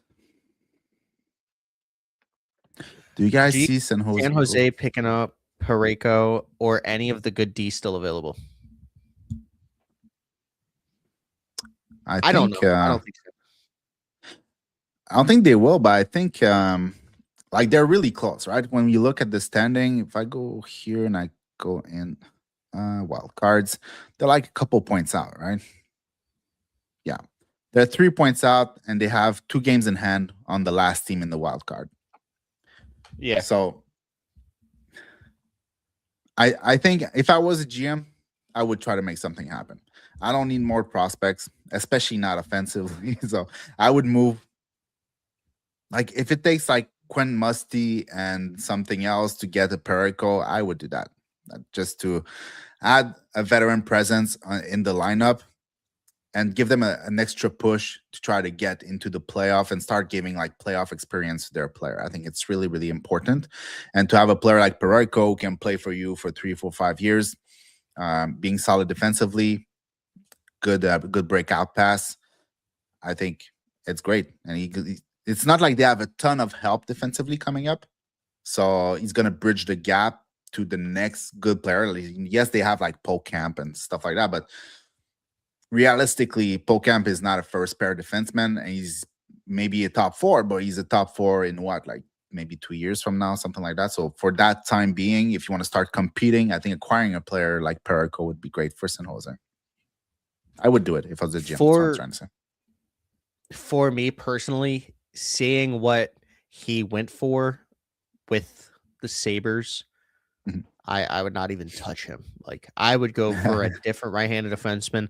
I would honestly have asked for Connor Murphy if it was for a second. Second rounders in 2028 for the Sharks, I don't think mean anything. I would not be trading any first-round picks for this team for a stopgap. Just go with players that you could get. But he's not a stopgap. I honestly believe he has a 6-year contract. Well, I would say like Parayko, I think, what does he have, 4 years left on it? Something like that. So that's not, I like 32 years old. I get that, but I just don't believe that he's anywhere near his prime anymore. He had 16 points this year. Sure. Very bad down year. I'm not paying 2 first-round picks for a guy in the back half of his career where I don't see him being a very big part. Like, I mean, John Carlson just went for a first and he's 36. So these guys still can have value at 36, but he also has 46 points in 55 games. There's completely different. I just, maybe Parayko still has it in him. And it's just that the Blues they had nothing to play for it. It's a lot harder, but I would not touch Parayko for 2 first-round picks. If it's late, I mean, that's what they got from Buffalo, but that deal is dead now. So I get you that, need but another team that's just as desperate to do it, and maybe there's none of them. So 100%. at some point they might have to lower their price, and we're like an hour and a half from the actual deadline. So if they want to Mhm. move it and they want to add a first round pick or a good prospect, like if San Jose comes in and they say you can have Quinn Musty and a third, I mean that's decent value I for would a do guy that's that. yeah, I would exactly. think I would do And I that. think it's good for But if both it was a teams. first and Quentin Musty, Yeah, that's different. I don't think I would do it, but and I'm not sure they do it too. They have a lot of wingers, so I'm not sure they want another Quentin Musty. But if they do, it's a very good prospect and a decent pick for a player that's 32 years old, still have a contract. But I don't see anyone paying what Buffalo was willing to pay. I think the Buffalo thing is just it's context. It's 15 years out of the playoff, making sure that not only they make it to the playoff, but they also like push in the playoff and be a real competitive team. I think that was their point. Um, San Jose is not at the same place, and San Jose they can just get into the playoff, and even if they lose in 5-6 in the first round, it doesn't matter. Just give that experience of tighter game, more physically demanding game, and adding a and player like a veteran like Perico would be great. they also gave up 2 second-round picks for Sherwood, and then they signed him to that Yeah, $5.75 million deal. So they are ready to move some of these assets. I they're know ready to that. I build. mean, You know, yep, exactly. I wanted to get your opinion on, like, I know that we talk about. I know this is going to be a crazy question, but do you think that Celebrini will win a Stanley Cup before McDavid? you talking to me? I thought you were Yeah, answering your own question, but uh, I don't think so. I think McDavid is really, really close to it. But I mean, I don't think it's the proof is that he's been to the Stanley Cup the last 2 years. So he's not. It's not. I think he's really close to it. He's extremely close to it. Um, do they have another push, another 2 push in there? Like the thing is, once you get into the playoff, it's logic doesn't always follow. It's not always the best team that wins. So it's hard to say, but I think like the San Jose Sharks are not that close from being that competitive yet, but the Oilers are that competitive. So I would say no. I would say McDavid's going to win it first. I mean, I think that the money line would be on McDavid, but it would be insane if the Sharks somehow do it. They have so many young talent, so many young players. It would be like if they make it to a long run, it's kind of like the 09 Blackhawks, where that young team, and then you get Hossa, and then in 2010 you win, and obviously they got Hossa, but a little before. But it's just like a little interesting that I feel like they are so close. Like the Sharks are so talented in so many ways, and they have just so many assets. Yeah. Well, they are extremely talented, but if you put that team in the playoff right now, are they winning like 4 games out of 7 against teams in the playoff? Like put them against It Colorado depends on tomorrow. who. No, but Colorado's the best team in the league. Like Yeah, but that's that's who they're gonna play against if they make it, no? yeah, but Most likely. uh, So Colorado let's or see the NHL standings.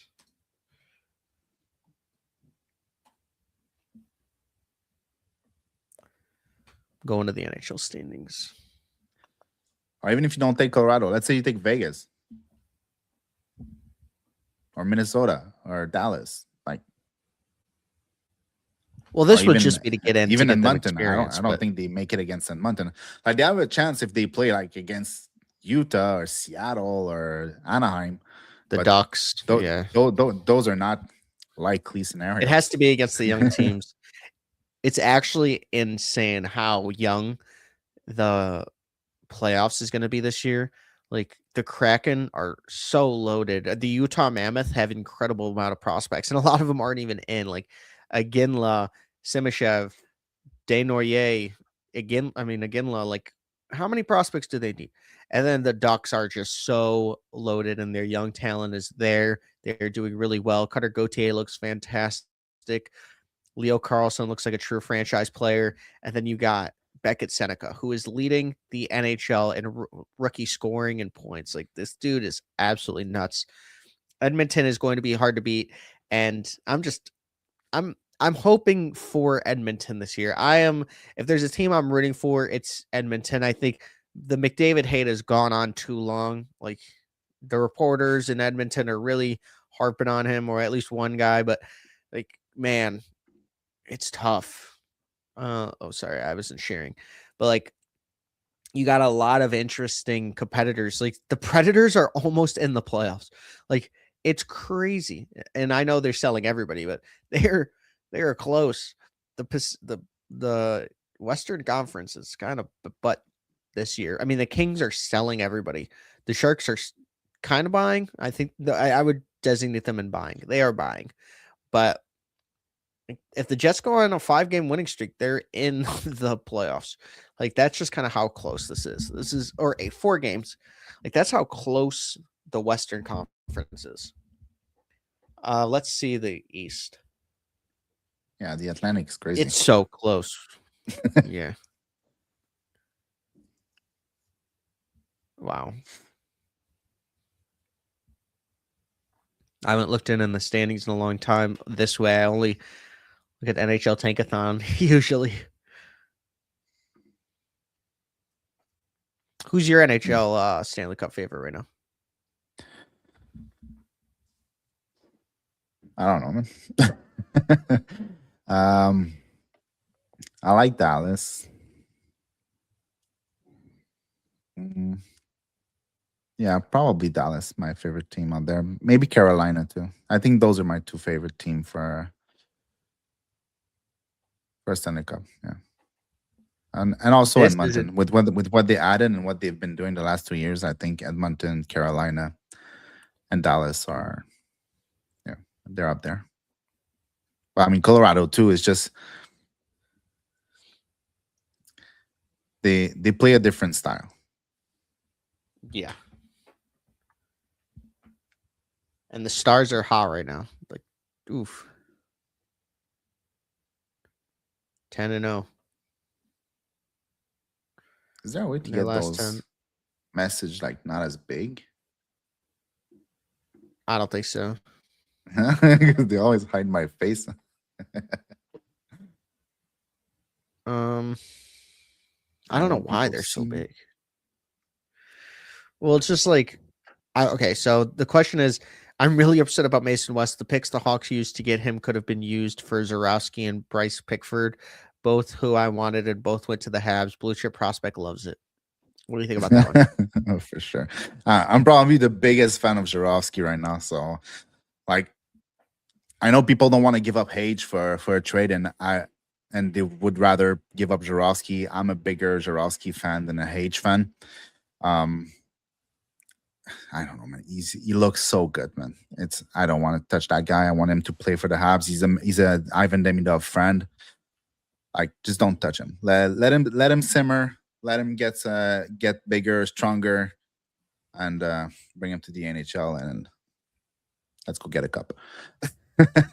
But also Bryce Pickford, he has what now? Like, the guy's scoring every game that he plays. He has what, 41 goals, I think, as a defenseman, which is completely crazy. I don't necessarily believe all that much into goal scoring as a defenseman. Like, all the big scores, like Oliver Bonk and Aitchison and Pickford, like, it's super, super hard to translate that to the NHL. They often get the chance to shoot from way lower than they would at the NHL level too. So, yeah. Well, we have some breaking news. I'd rather have Jarowski and Pickford than Mason West, but Mason West, I think he's not a bad player. It's just I don't think he's a. I mean, there's a chance he's a top 6 player. It's just it's so far out that it's hard to see it or project it. Well, it looks like the Leafs are finalizing a trade involving Bobby McMann, and the comment sections are saying, our comments are saying that he's going to the Avs. So Dave Pagnota with the bomb. McMahon. Wait, McCann here, McMahon to Avs looks like it according to Frank Saravalli. So let me go to Frank. My Twitter on my phone has been. He's like a better Mikheyev. You know, basically, that's what he is. Get that out of your mouth. No, I'm kidding. Yeah, no, I mean, he's just as fast. No, I'm joking. I don't care. I think he scores more. Yeah, I don't know. I think if I had to choose between both, I'd probably take McMahon over Mikheyev. But I mean, if you prefer Mikheyev, that's your opinion. No, I'm not like the biggest Mikheyev fan. I'm probably not one of the biggest like Blackhawks player fans in terms of like the guys that are prospects. I've always thought you trade a lot of these guys. Not that when do you think they start pushing, man? Finally realizes he's been hidden. I'm sorry, I didn't even know that it shows like that. Like, why is it so big? Like, wait, can I fix this stuff? Oh, wait. The sizes are either regular, tall, wide, and we're on regular, and then the font is small. So this is the smallest we can have it. Why is it enormous? What is this? I don't know. And why can't I move the comments? Why can't I I don't know. If I could put my face the other side, that would be great. Like if I could put both our face to the right side instead of the left side, it would work out. I can't. So, yeah. This is absolutely interesting to say the least. But wow, we have a lot. I'm hoping Mason West makes it. 3 first-round picks for Mason West was interesting, but I do think that the Blackhawks, like they said, we're swinging for the fences. How you doing, Mr. Wood? And then I asked, how's everyone doing? And Brazil La Glace podcast said, fantastic. What about you guys? So how's everyone doing in the comments? What's up, Corey? Tank, baby, tank. And yeah.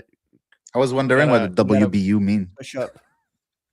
Not an abbreviation type of person. I was like, fantastic WBU. I was like, what the hell is that? Yeah, we'll just cue the Merca upset image again. He was almost out of Buffalo. Poor guy. Honestly, I met with Merca before the draft, and we were just I was walking on the street, and he was like, "Oh, hey," because we talked a lot during his draft season, and when I heard he was get drafted by Buffalo, I went on a live stream the next day, and I was like, Buffalo might trade this guy in 3 years just because it's Buffalo. Like, he's actually good, and they always trade good players. And then he gets traded in 8 months. Like, what? But then he doesn't get traded. So I don't know. He's probably upset regardless. Question now is, will KD have the guts for a blockbuster trade that we need? Probably not right now. And I'm not sure when. I'm totally not sure when. Can I move this thing? Now it started. Yeah. When do you think he's gonna push? When do you think he's gonna start? Yeah. After the draft, I think 2027. After the draft, he's not gonna use some of those picks. Well, he can trade up in the first round, or he'll trade back in. If there's only one first round pick this year, the Blackhawks are going to weaponize their second round picks and get in to the first round again. He's never picked only one time. KD has never picked one time in his tenure since 2022 in the first. He's always picked multiple times.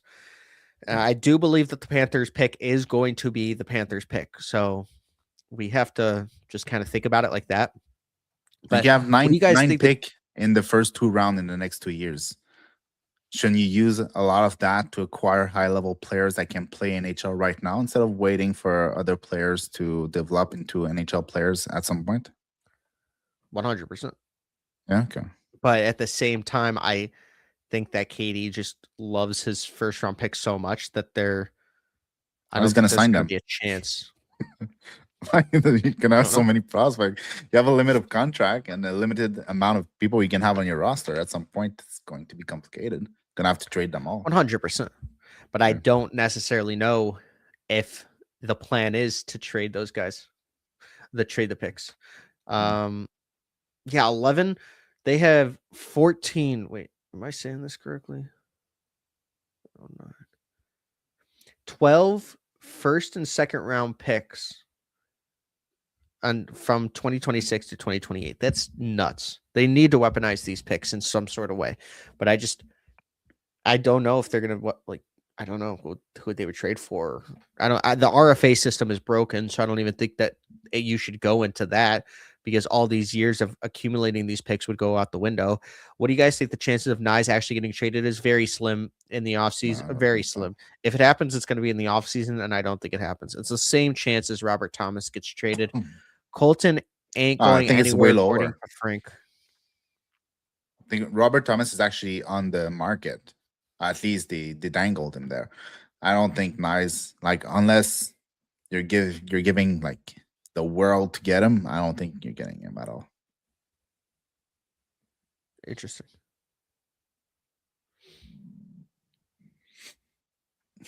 Hmm.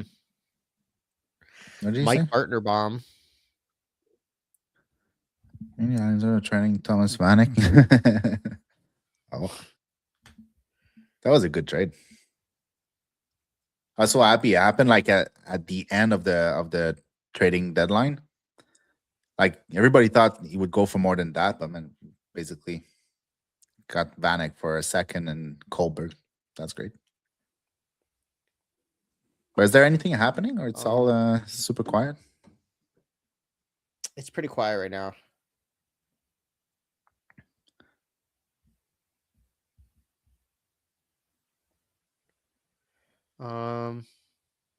Just the Bobby McMahon thing. All right. Well, there's still like an hour to go, but man, teams are not.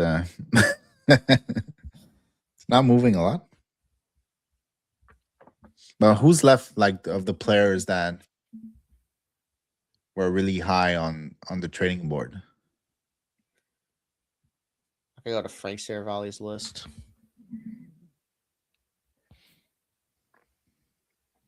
It should be a lot more active today. It's kind of interesting.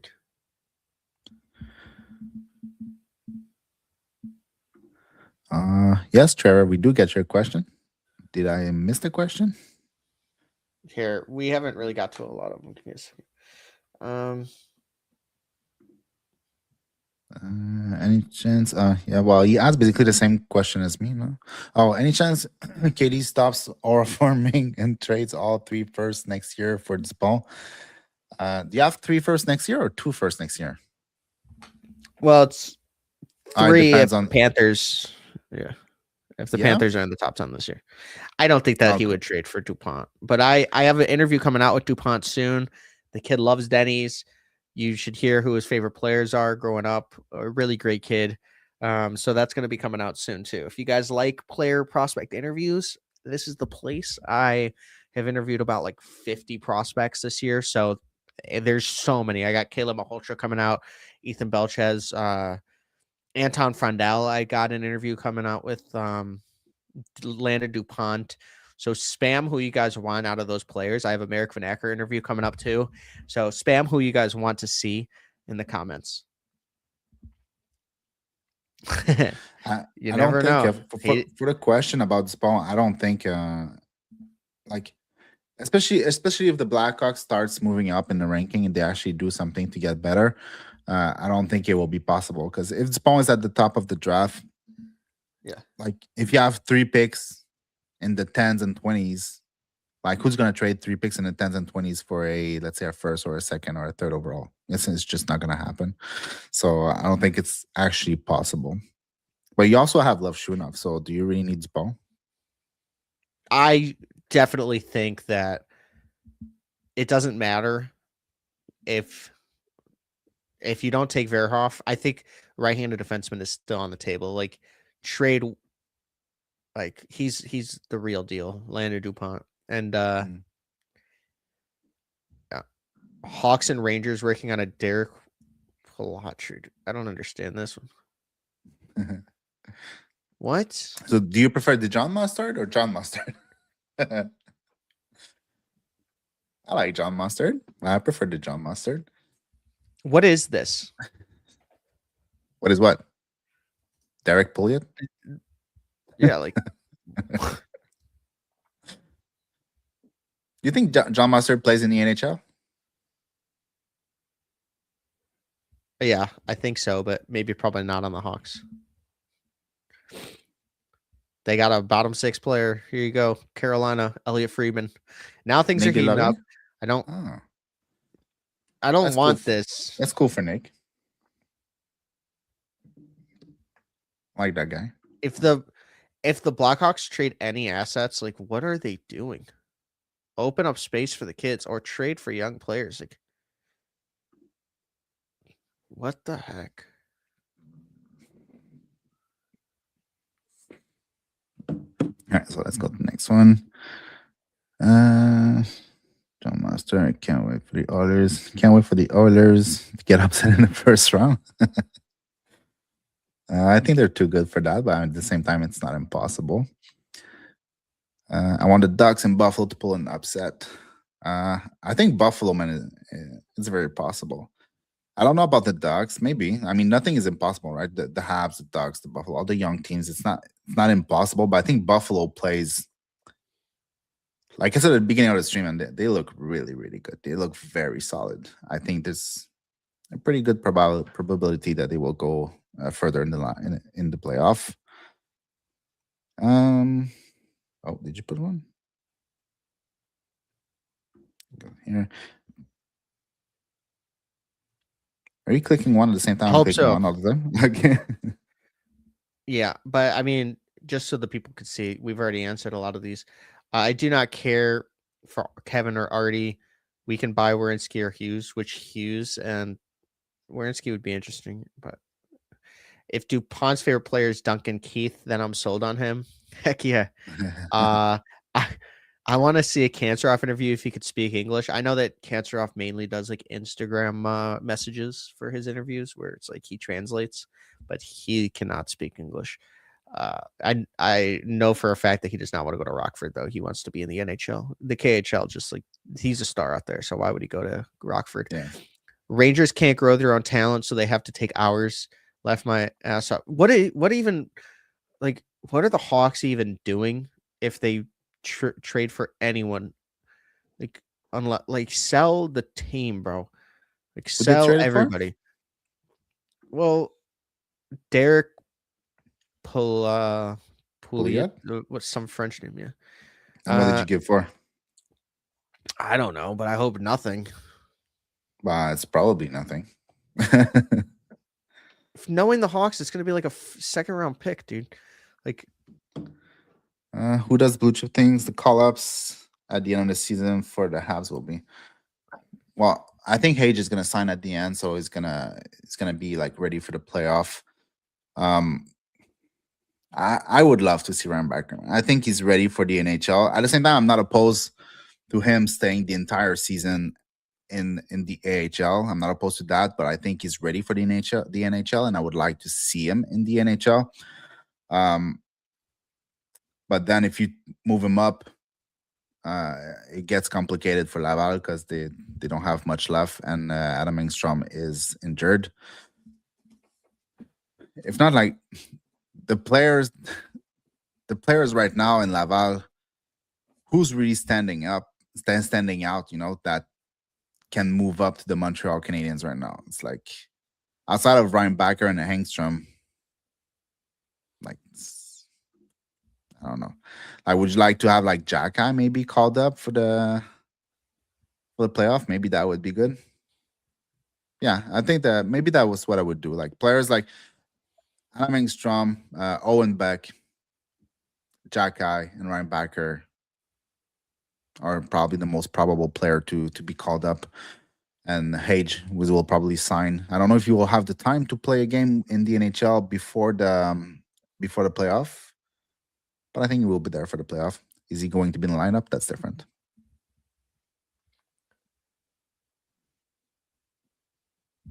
All right, so it looks like that one Derek Pouliot trade would be for AHL depth, so not really.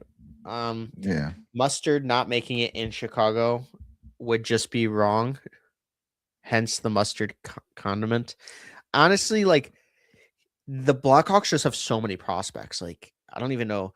AJ Spelcy is one of my favorite prospects in their system, and it's just like, yeah, he's going to be on the bottom six, but where's Mustard going to play? I feel like he needs to be in the top 6 or top 9, and that's just like there's so many guys that they have like too many prospects. Like Blue Chip was saying, like with so many first round picks, a third round pick and a second round pick, it actually hurts you because like now these guys have such an uphill battle. So yeah, I don't know. That it's really hard for John Mustard.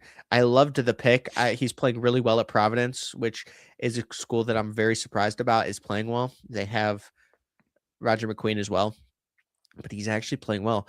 Quinn is available in 2027 or Is 28. he better than Lucas Werenski's Reichel? available in 28.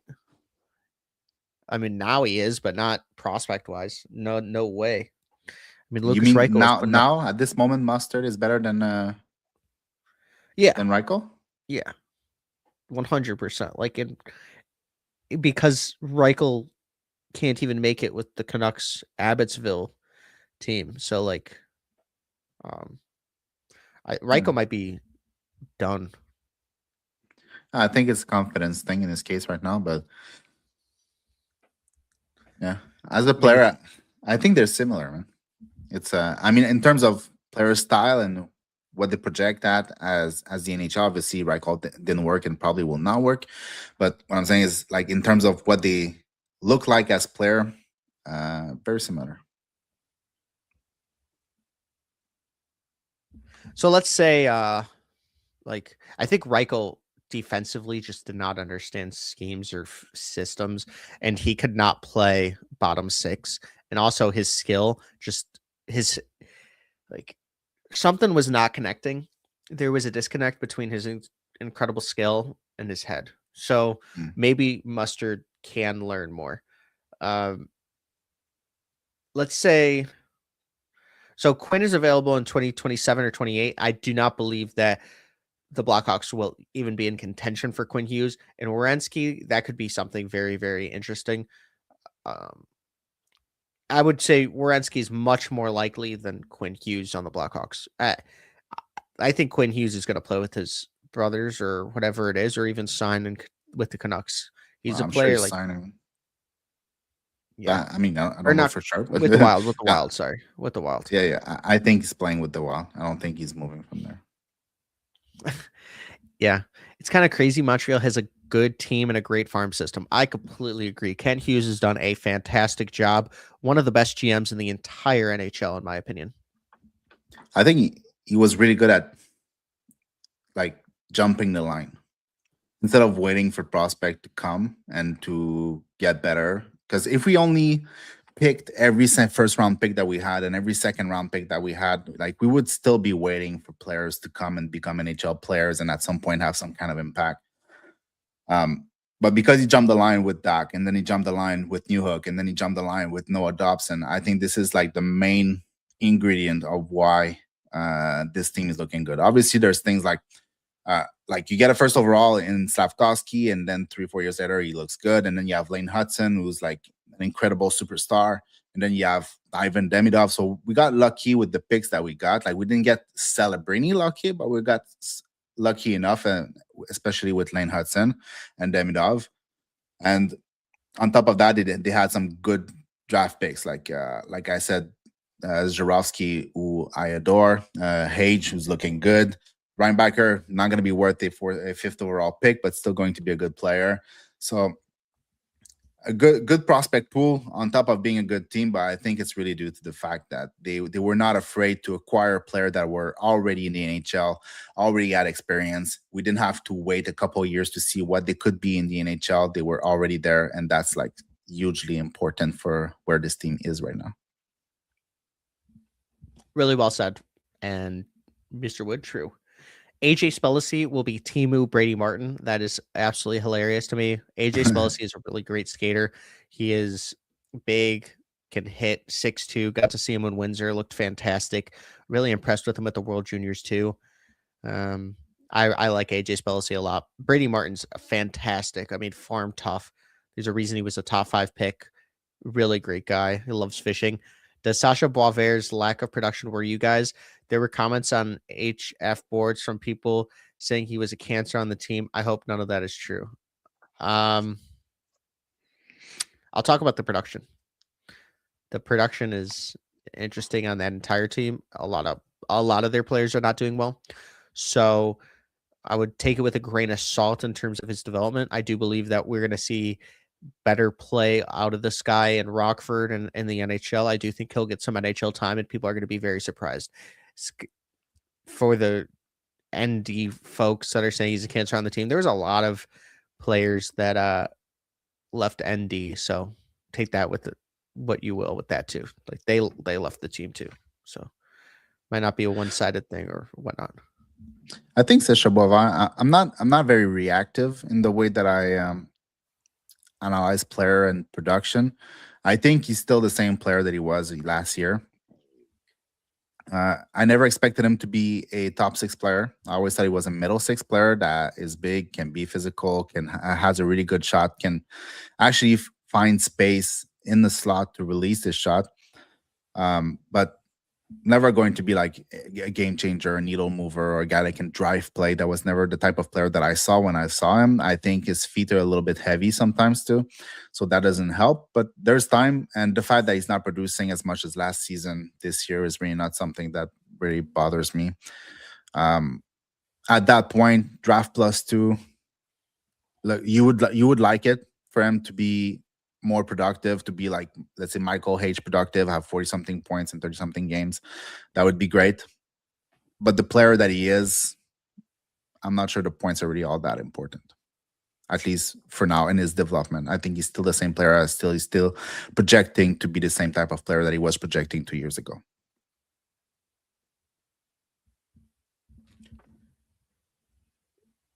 Let's see. Reichel is an Olympic goal scorer. Connor Bedard cannot say that. Sad Canada noises. Yeah.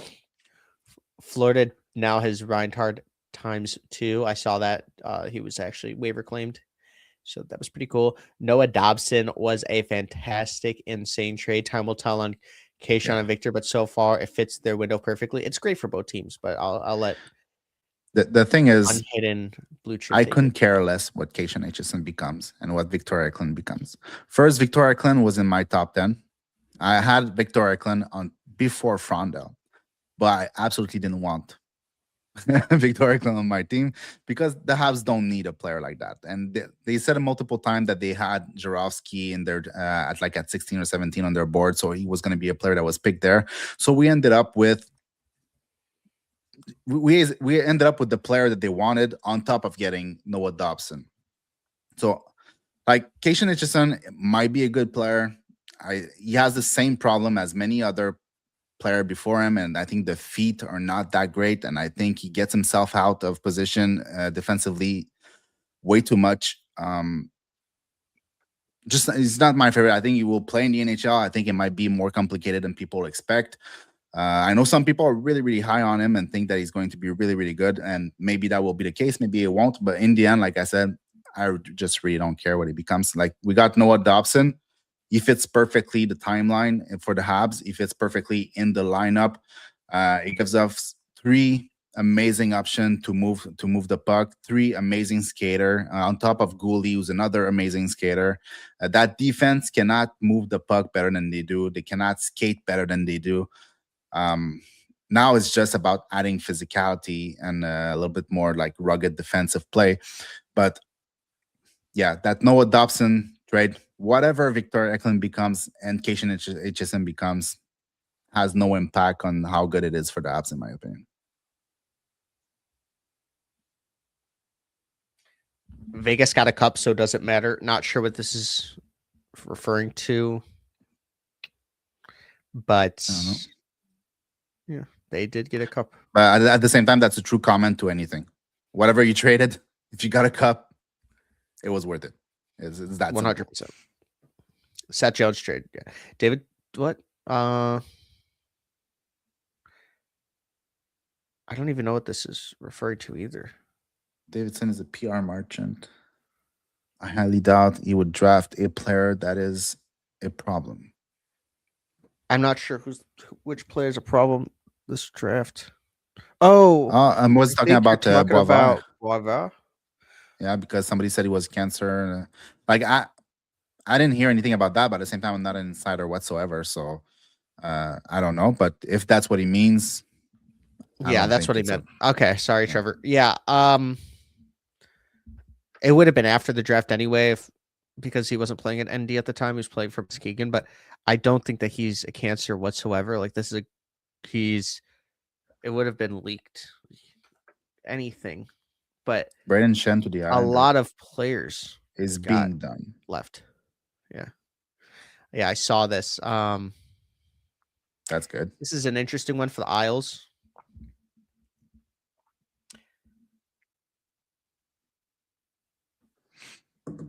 That's good for them. I think he slowed down a lot. I don't know what the return will be, but he's a good player.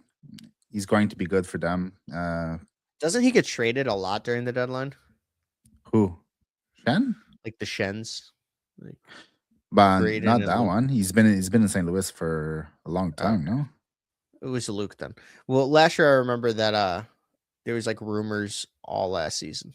Yeah, he's been the captain for a long time. It was Luke that they were both going to be traded. Yeah, wasn't like Braden Shen, wasn't he drafted in the second round by LA, I think, and then traded to Buffalo? Was it that for Buffalo? I don't remember who he was traded for and where he went. But after that, I think he's been in St. Louis for a long time. Interesting. That's pretty cool. Let's see.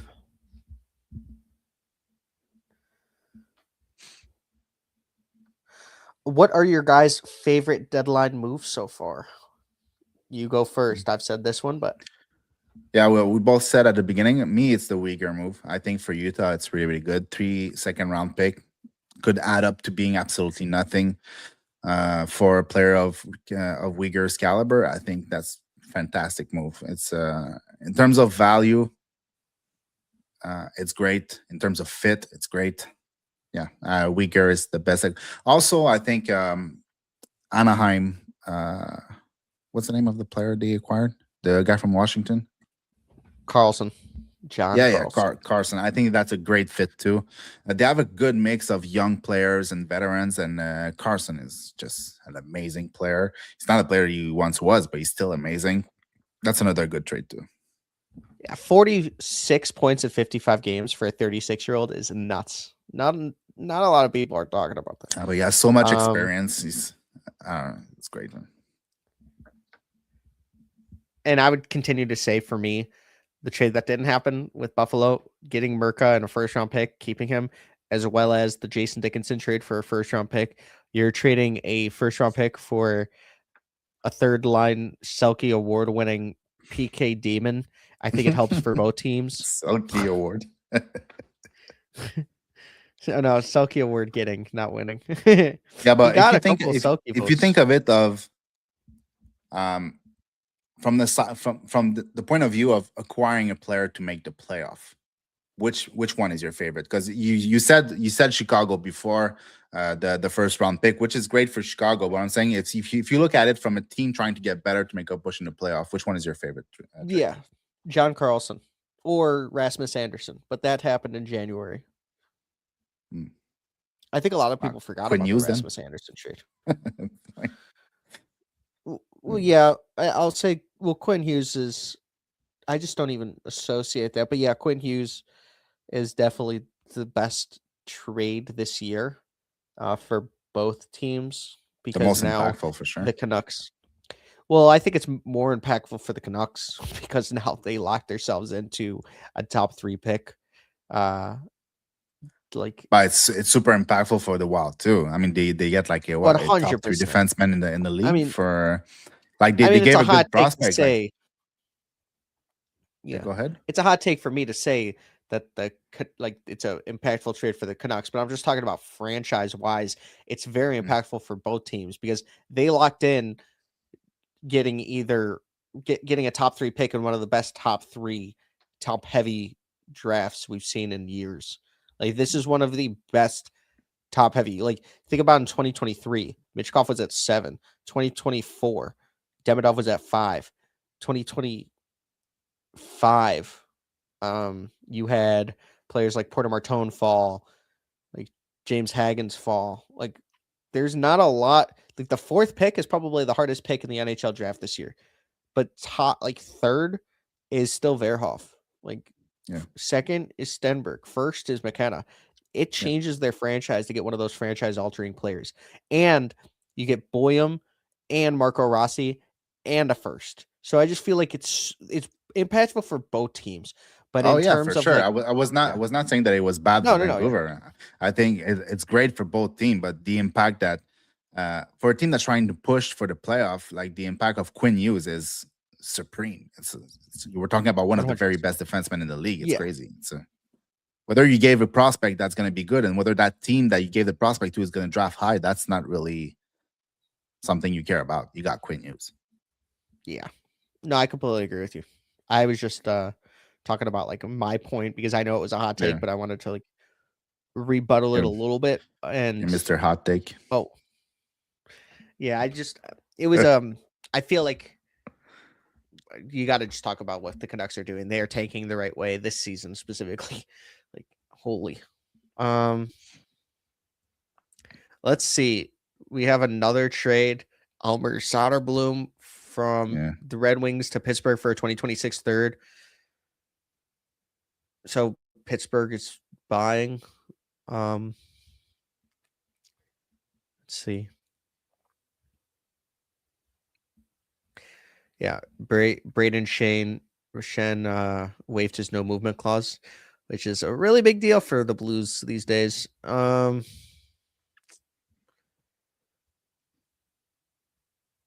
is like insiders Super Bowl. It's crazy. Yeah, for sure. They'll try to comment down below on it. Yeah, but it doesn't even matter. Like they're still gonna get the exact same impressions, maybe a little worse, but I'm not sure it's for the impressions. I think it's more about like their reputation. But I think no one's catching up on Ilya Friedman anyway. So even if you break retrade today, nobody's gonna catch up on him. So. Right. So Vancouver collecting all the Petterssons, Edmonton collecting all the Connors, Anaheim collecting all the Carlsons. That's a great tweet. Honestly, one of the best comments we've had. That's awesome. I think Montreal is collecting all the Suns because we have Matheson, Dobson, Lane Hudson, and Arvid Soderblom's brother. That is, I think, Arvid Soderblom's brother. So that is cool. Former Blackhawk legend for a couple weeks. But comment down below who you guys think is the best trade this year. And who do you guys think is the like Stanley Cup favorite in your opinion? Yesterday we had nearly 2,000 viewers on our first live stream. So thank you guys so much for the support. And if you guys can like and subscribe to the YouTube channels, if you guys are on YouTube or follow us on X, this is an awesome thing. We're going to start doing even more. We have a lot mock drafts coming up too. So thank you guys so much for watching. Like this is awesome. We have 40 minutes left. 40 minutes left. Let us know if you want us to do a sim lottery on NHL mock draft, just for a quick one. Comment down below. If we get a couple of yeses, we'll do it. But yeah, Anaheim has been awesome this trade deadline. I really just love them. Colorado is going to be spent after going through the gauntlet. That's interesting too. Yeah, I think Colorado, like regular seasons don't matter, but what they've proved this year has just been fantastic. And then they also lost Mikko Rantanen and are still that good. I think that they could honestly win the Stanley Cup, and I would not be surprised. Most underrated, Timothy Lindgren going to Washington. right D. I mean, this is just to help out Carlson. They obviously were going to pick someone up because it is Ovi's last season, so that was kind of interesting that they also traded Carlson, but they got a really good trade for a 36-year-old. I mean, they sold high. So Yeah. I like what they're doing. I like the Tampa Bay to lose the Stanley Cup this year for obvious reasons. Corey Perry, baby. That man, he loves going to the Stanley Cup, but does not win them. I love an Avs and Lightning final. I think that would be really cool. I think I would like either of those teams to win. I love Kucherov so much. I love watching him play and Hedman, and I like that Lightning team, but I love McKinnon and Makar. I mean, I love the best going on best. Colorado versus Edmonton round 1, then they play Dallas or Minnesota. Yeah, I don't think any that's That's crazy. crazy. Yeah? Colorado versus Edmonton. I think Edmonton honestly loses. And then McDavid gets another round 1 loss. And then Colorado has to play Dallas, who's just the hottest team in the NHL right now. And they haven't really done a lot other than bunting. So good for them. But Colorado versus Dallas, that's going to be tough. I do think oh my God, or Minnesota. So Dallas plays Minnesota first round of the playoffs on it today. That's, dude, I love the NHL playoffs. There's nothing like it. Like, can you guys comment like what your favorite playoff round was or what year? Like, I think that the NHL playoffs is the greatest playoffs in all of sports, and I don't even think there's anything close. It is just so fun. I just absolutely love it. It is one of the reasons that I'm doing this. Like, the playoffs are so fun. Like, it's insane. I want to see a playoff picture thing. How do I go to playoff picture? Playoff picture of what? Okay. Well, I went to playoff format. Oh. All right. I mean, like a playoff tree. I don't think that's out. I think that there should always be playoff trees. I think ESPN all season long. But yeah. So Colorado would play Kraken. And then Utah would play Knights, which is kind of interesting if it ended today. Edmonton would play the Stars. Minnesota would play the Ducks. Honestly, I love all of those. That is awesome. I kind of hope Montreal doesn't trade any high draft picks because I really enjoy the draft preview content. Thank you. We love doing draft content, but you gotta subscribe to Blue Chip. He's on top of all things Montreal Canadiens. Like, what a guy right there. But yeah, if you Jesus. Dude, I'm gonna start interviewing some more Habs prospects and players. So if you guys like those interviews, like, let me know. I love interviewing the prospects. Last year, I interviewed like 130 prospects in the NHL draft and NHL realm. So that was a crazy year. This year, I think I'm at like 75, 80, something like that. But I want to try to interview them all. It's like Pokemon. You got to catch them all. Honestly, Minnesota or Edmonton, just for the ex-Hawks factors like that. It would be really cool to see the Foligno brothers win. I would like that. But for me, like Edmonton, like I just want to see McDavid win. Like, just shut up all the haters. Every year we beat Nashville. Yeah. Yeah. That was always really fun. Do you remember like the last year of the Nashville series when they swept us? I was like so depressed with my friends. We were like watching because every game we were like, oh, they're gonna turn it on, they're gonna turn it on. And we lost in that overtime, and it was just like it was just over. Whatever. It needs to be better seeded. I agree. I don't know how we could fix the playoffs. If you were the commissioner for a day, what are you changing? For me, I would create a 1 to 8. 1 to 8. Nice. Yeah, that's the first thing that I change is I'm done with the wild card. I just put it back 1 to 8. Oh, that was not it. I would designate one player that you can bring up for a designated hitter, which is basically one player you could put on the power play, and he does not have to play anything. It's just power play. Even if you put him on cold, like, I don't care. Like, I think that would be sweet. Yeah, who has a better player? Like, just to put on power Patrick play. You mean, Laine. yeah, but I mean, you can do that if you want. We did that plenty. We played him like 3 minutes a night on the fourth line, and then got him on every first power play. So I mean, nothing is stopping you from doing it. It's just that if you That's actually have but if you have a designated hitter, but for the power play, then that means that you can have a 13th forward or a 7th defenseman that you can dress up. And imagine for those players to come on the power play cold, like. Hey, I haven't thought about this much. I was just thinking. Yeah, I know. I know. You said the same thing yesterday. I know. I didn't think about it at all after. I was just it's just like this makes sense to in my head. Let's see. Just there's not that many players that could play that role. Like who's good enough to be on your power play, but not good enough to play in your lineup? Like how many players can you name? It's really not that much. There's a rumor that says Aiden Thompson might be dealt in that David Pouliot thing for AHL, and I like Aiden Thompson. He's smaller, but he was a really nice guy. I got to talk to him a lot in the offseason, or a couple times in the offseason, and it's just like that sucks if it was him. He actually has upside. Not really a lot of NHL upside for the Blackhawks, but that really sucks. Because you're trained for a 32, like really old AHL player. Like, what do you? I don't know. Who cares? Let's see. 2013, because the Blackhawks. Yeah, that was pretty crazy. The 2013, that was the Brent Seabrook overtime winning goal, right? That was sick. 2010 was an pretty epic. Yeah.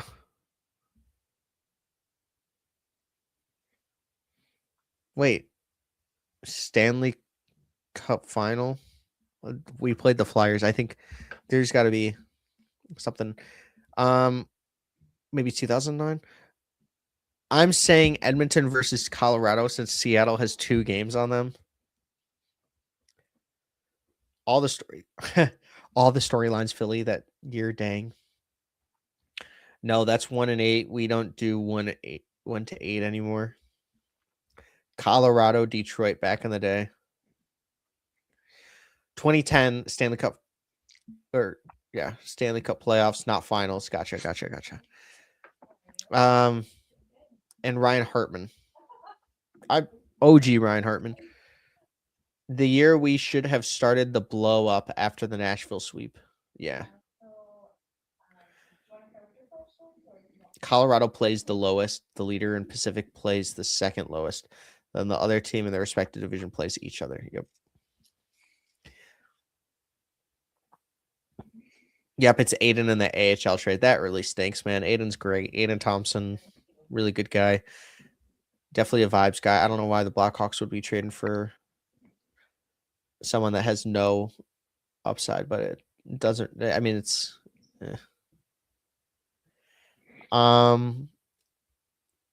Yeah, there's no news. Like, so Braden Shen is being traded for a 1st-round pick and a 3rd-round pick. At least wow.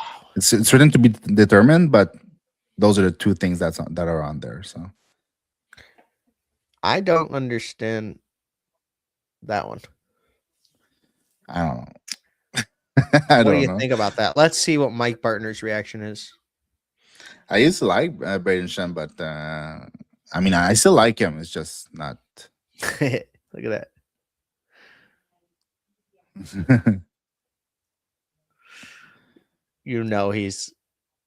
He's down bad.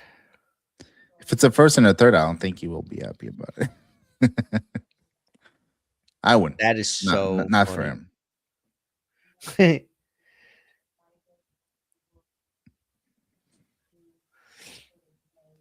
Yeah, it's a quiet trade deadline. Not too many big trades. No, I mean we have 30 minutes, but I don't know how many trades there's going to be anymore.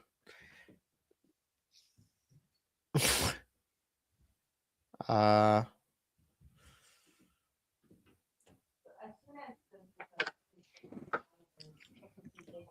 right. So what's up here?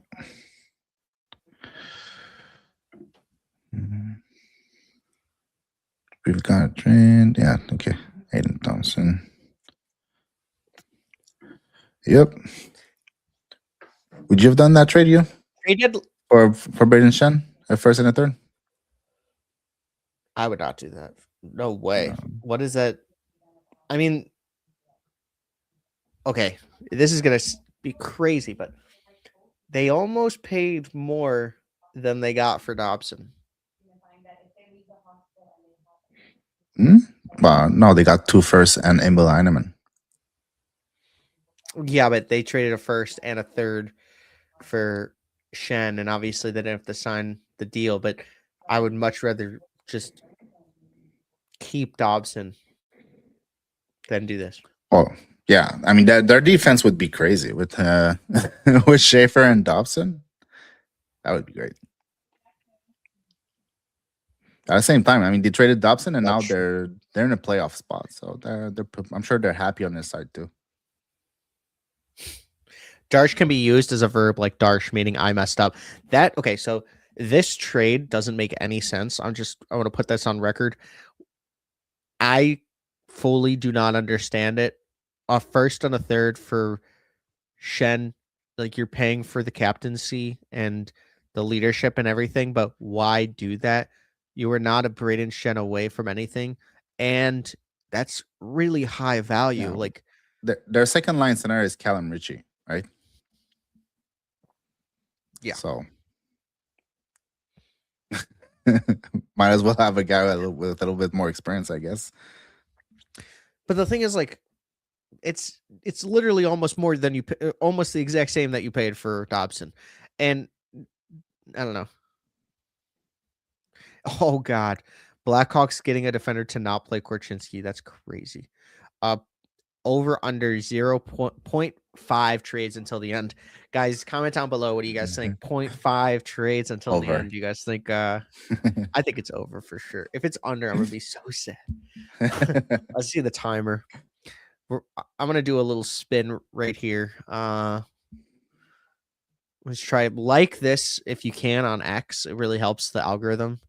I don't like promoting anything, but it really does help. We have, yeah, that's in nothing. We have 13 likes on it, 4.2 thousand views on that. But let's do a sim lottery. We're doing a sim the lottery. Let's see. The Rangers got it if this was it, and then St. Louis won. So, what do you think if the Rangers got the number 1 pick? Who would they take, in your opinion?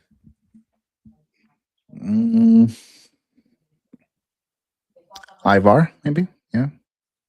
Ivar instead of Gavin. Interesting. Yeah. Maybe. They don't seem to be too pro skill first. And I mean, Ivar's not that he's not pro skill. He's obviously a very skilled player, but I think he has a little bit more competitiveness in his game. And the Rangers would probably, I think they would probably go for Ivar on top of McKenna. Interesting. I would say McKenna first, Stenberg second. Stenberg gets to go home, play with his brother, Otto. Mhm. And then Vancouver would take Keaton Verhoff. I would say Calgary takes Chase Reed, and they need defense. And then Chicago would take like Malholtra or Belchez. That would kind of be my top 5. And then It's not that strong of a draft, when you think about it. Yeah. It's crazy because last year I was like waiting for this year. I was like, next year's draft's gonna be crazy. And then it's not. Not that there's not gonna be any good player in there. It's just it's not what I expected. Like a lot of the players that I thought would be, a lot of players that I thought would be like fantastic or just not fantastic. Like if you think of Lawrence, if you think of Rubrick, even Belchez, like Belchez looks good, but it's not being supported by the stats. You know, it's not what I thought it would be.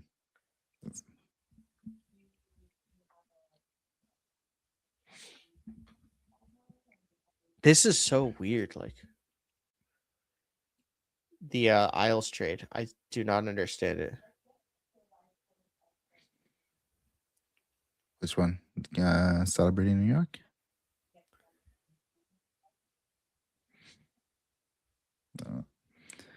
Go to this. How does Malhotra stand up to the 2027 centers? He It's probably the probably is best the one. best. I mean, there's so little of them that, yeah, he is probably the best one. At this time, but 2027 is far, far away. So 2027. Okay, okay. Jeez. I read the question wrong. But I can't really tell you. Barely watched any players from 2027 draft, so I would let's go to Twitter to see the fallout of this. Actually, no, let's do one more. We're gonna do a sim the lottery one more time. As you can see, there's 22 minutes and 50 seconds left in the trade deadline. Chicago has won the draft lottery in this, so that's interesting. Who do you think they would take number one? sorry, what? I did another sim the lottery, and the Blackhawks won Yeah. Okay. the lottery. Sorry, I was on Who do you think? another page. Chicago. um. Well, maybe McKenna. Yeah, I think they go with McKenna. Chicago seems like the team that shoots for the sky on every player, and I think McKenna's upside is the highest. I mean, Iverson Bar's not that far behind, but I think McKenna is the highest. And isn't he cousin with Bedard? Like not blood cousin, but cousin by marriage. or Yeah, something like eighth cousins. Yeah, eighth cousins. that? It's far. Still, it's family. So yeah, I think it has to be McKenna.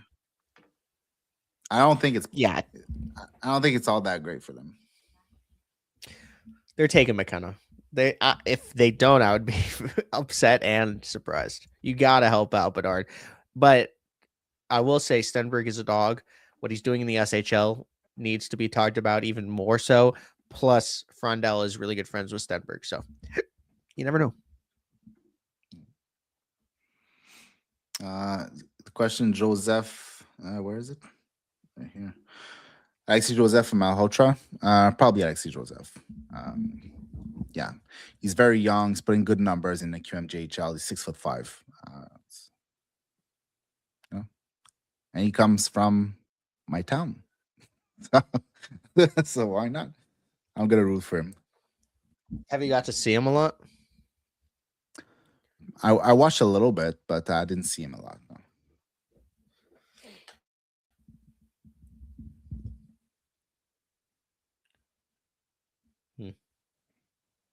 Hey, this one. Frondell, future AHL legend. Could you imagine? No, When, I think he's way Porter too Martone's talented, just, but a for Hall of that, Famer. he does too many things well to be that. He's gonna be a player that's gonna be worth a third overall pick. I don't believe so. I think a lot of people believe so. I think you retweeted an article from the Hockey News or Hockey whatever that's had him as the first prospect, I think, on their list of 100 prospect. I'm really not there. I think he's going to be a good player though. I think there's no denying that. I think his play with the puck along the board is almost elite outside of the NHL. Some of the best outside of the NHL. His shot is probably the best outside of the NHL. Like there's work to do. The feet they're a little bit heavy, but the hands are good. Placement is good. Vision is fine. He has a lot going for him, just maybe not third overall level. Do you think he's third overall level? Yes. Yeah. 100%. He's done, like, he was in the top 5 last year, and then he got hurt 3 straight times. He had a very tough time coming back from those injuries, and then all he's done this year is win, and all he's done is looked incredible. I never understood how Caleb Desnoyers was in the conversation or Brady Martin was in the conversation. Porter Martone's skating was really bad, and I think That's the reason he fell. And James Haggins fell to like what, 7th? So there was a reason Yeah, something like that. that, or 8th, whatever. Like there was a reason.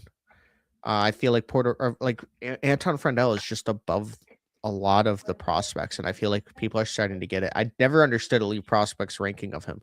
He was always a lot better than that. He was always top 5. Yeah. He just got off to Yeah, a slow start. I didn't have him top 5, so I can't say that, but I think he's above where they had him, like I think 11 or 12 or something like that. Was it that? I think so. I know he was outside of the top 10. And I think he brings too much to be an outside of his top 10 type of guy, but I'm not sold on the 3rd overall thing. But I hope for you guys that he does. Ivar was insane in the World Juniors. Yeah, well, Ivar is insane wherever he goes. It's pretty that simple. The guy, I mean, he was insane last year, and he's just even more insane this year. He's crazy, man. He got all of the fame this season, if you'd like compared to McKenna, because McKenna had that slow start in the NCAA, and Ivar Stenberg was just destroying the SHL. I think it's starting to leveling up because McKenna is actually destroying the NCAA now. But yeah, Ivar has been insane for a while now, and he looks so good, and he's so skilled, but also competitive, and he does everything well. Like he those looks to me like oh, go ahead.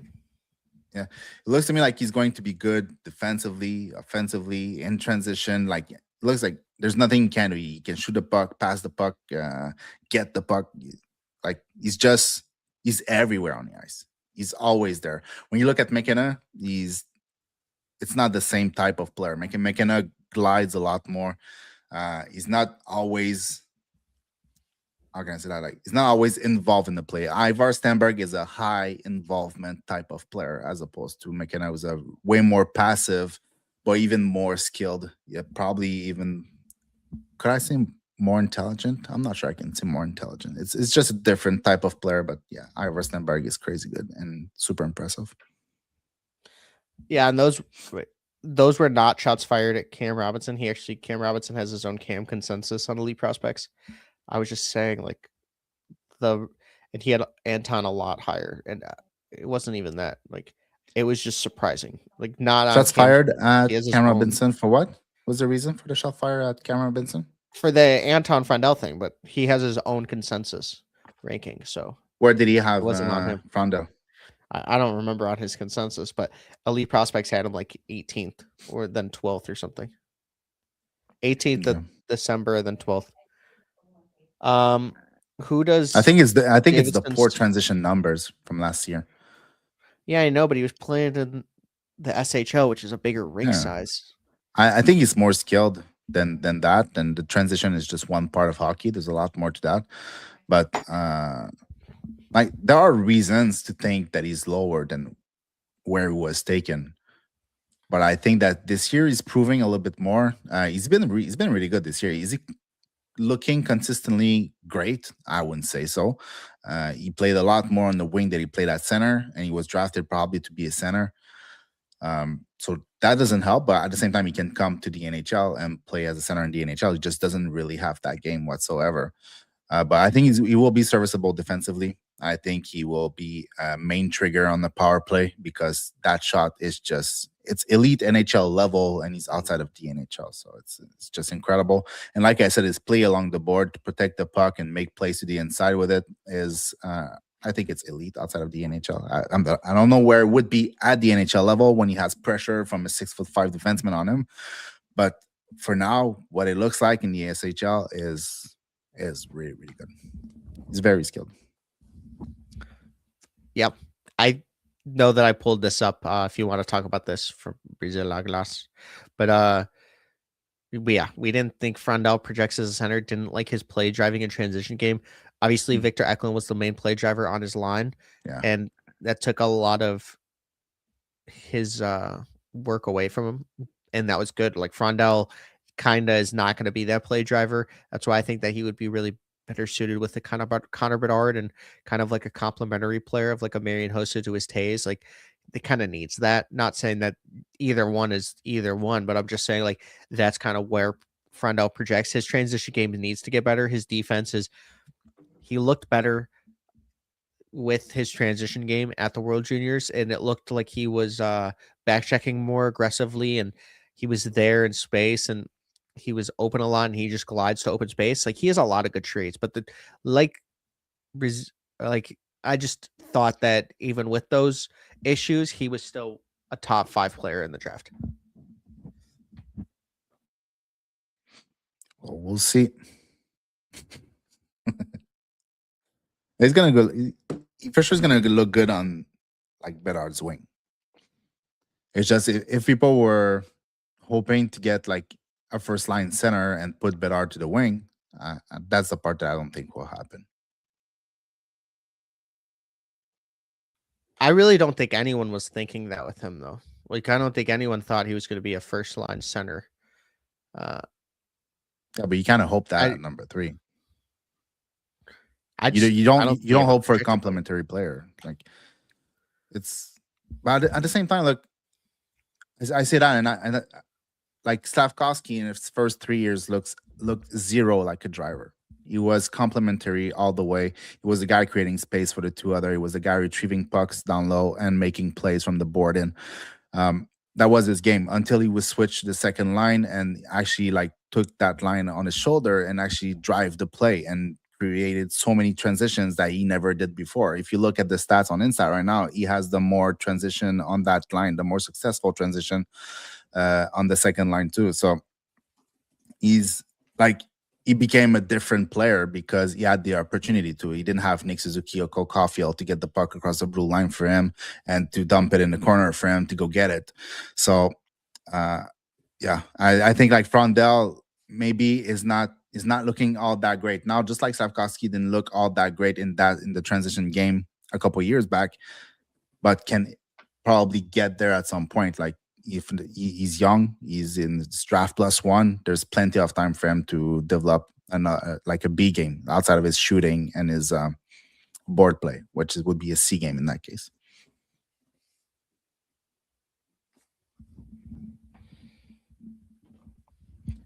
McKenna, Larry, Patrick Kane, but Taller, I'm guessing you meant.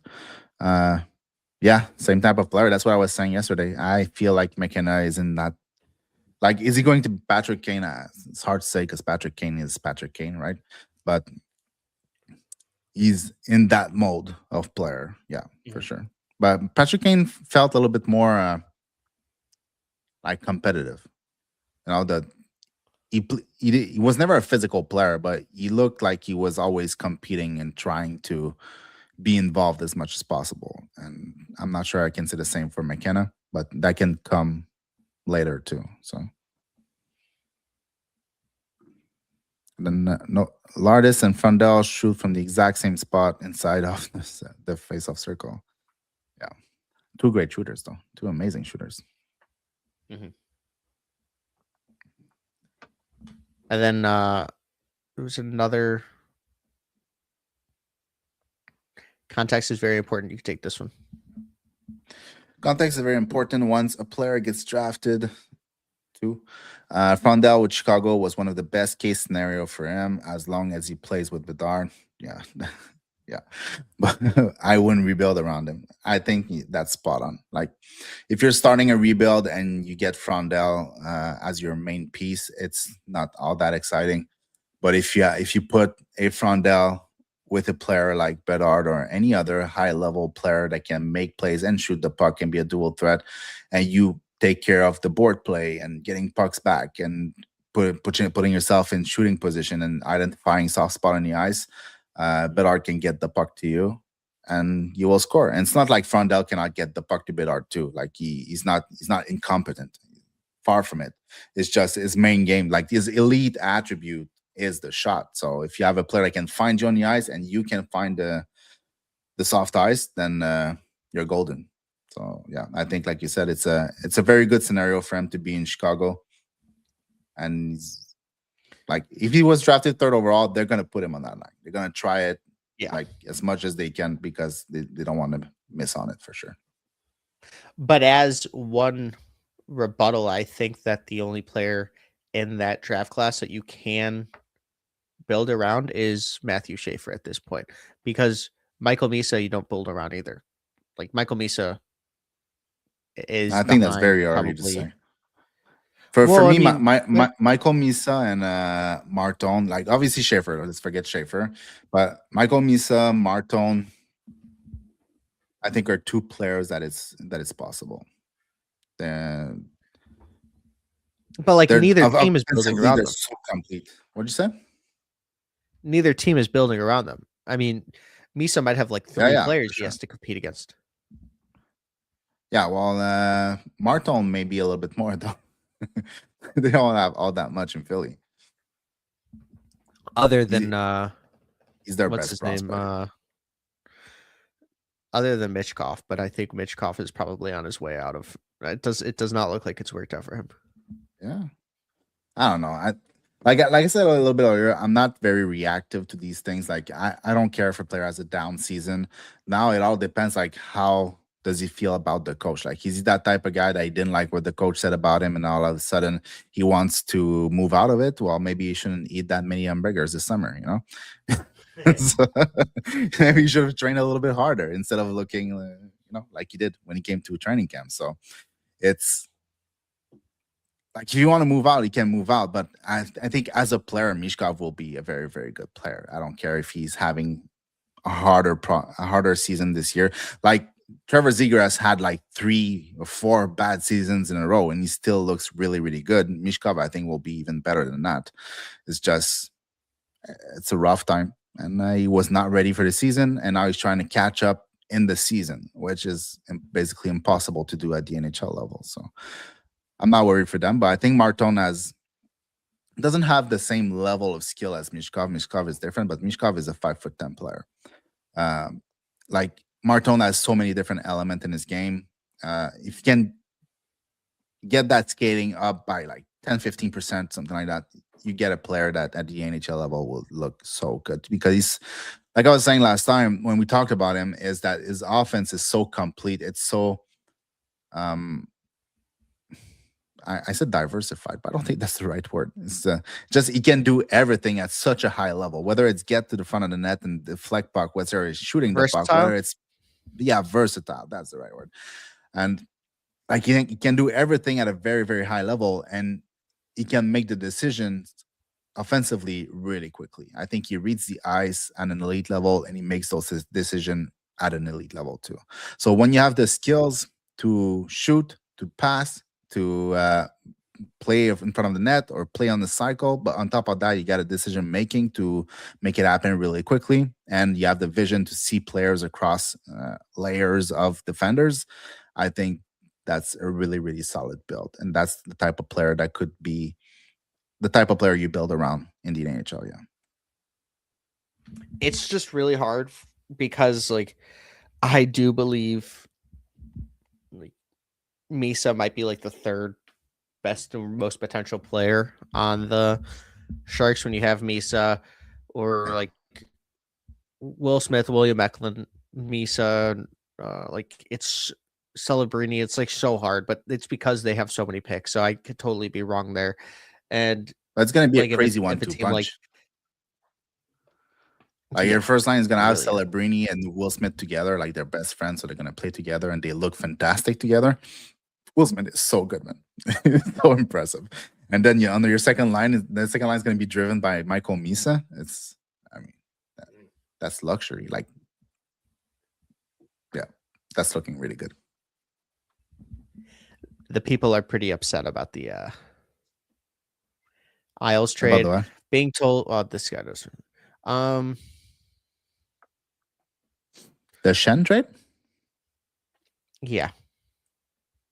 they're not happy to get Shen. Oh, well, I mean, it was No. expensive. Makes There's no 5 minutes left. Jesus. Yeah, and I'm trying to refresh as quick as possible. Thanks to everybody that's been hanging out with us. We're going to stay on a little after the trade deadline, but really appreciate all the support. I mean, look at where we are going. I mean, we have the Prospect Dawn hosting the trade deadline special ESPN Chicago only has like 150 more than us right now, or 130 more than us. Like we're doing some good stuff. Grant McKegg is Blue Chip was on that earlier today. Mark Allard does great work over there. I've been on their podcast multiple times. Great stuff. Two goalies and one mic is also in there. Yeah, Tony Morano or Marinaro. yeah, he always does some good stuff. Marinara. Yeah. No, I don't think that's correct. Daily No, it's Face Marinaro. game notes. Not rap.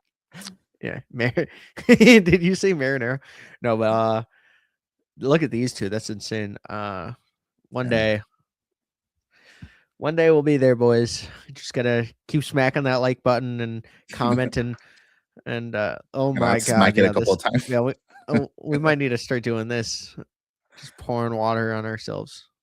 That's in the premium content though, guys. Which we'd like to announce now. No, I'm kidding. Let's see. Rasmus not being traded. I saw that. Non-NHL news. Xbox teased their next console. Oh, this is I actually want to see this. And then I'd build around Misa. Well, I wouldn't. All right. Jesus. No, I'm kidding. Misa's great. I'm just ban him. All I'm saying is the Sabres would build around him and trade him for like a 32-year-old center. Let's see. I really hope a Kadri deal comes from Kadri. Yeah, I said it correctly. Deal comes to fruition. So as we are waiting after the trade deadline, I'm actually going to look up the Xbox release because I know Blue Chip loves Fortnite. He's a Fortnite guy. He plays it all the time. He actually, my kid plays. He doesn't even watch Prospects. I play Warzone. I play Warzone every Friday. Oh yeah, my friend that lives in Asia, so thanks for the cool, invite. I do have an Xbox. I have a PS5 too, and I saw like the CEO talked about the Xbox yesterday, saying that you're going to be able to play your Xbox games and PC games on the console. So that's cool. Honestly, I feel like I know like the Xbox came out like in 2020, 2021, something like that. It was somewhere in COVID. And I feel like that would be a very short cycle if they came out with something quickly. So I'm not. I think the Xbox came out in like 1814, but it just took a long time for the technology to really get up there. 1814? I mean, no, I'm kidding. What is this guy talking about? I'm shocked Trocheck and O'Reilly haven't been traded yet. There's still 2 minutes. Yeah, but I think O'Reilly doesn't want to. I don't care. I would trade him. I still have an Xbox One X, not the fridge one, the one before that. Yeah, well, if it works, it works. I have the air fryer Xbox. Do you game at all? I play Arc Raiders sometimes. Yeah. Comment in the chat if you guys play Arc Raiders. You play on PC, cool. PS5, or Xbox? PS5. It's right there. Sometimes when I'm like on a prospect interview, if I get bored, I just play while they're talking. No, I'm kidding. Could you imagine? That would be crazy. You said, oh yeah, that makes sense. Well.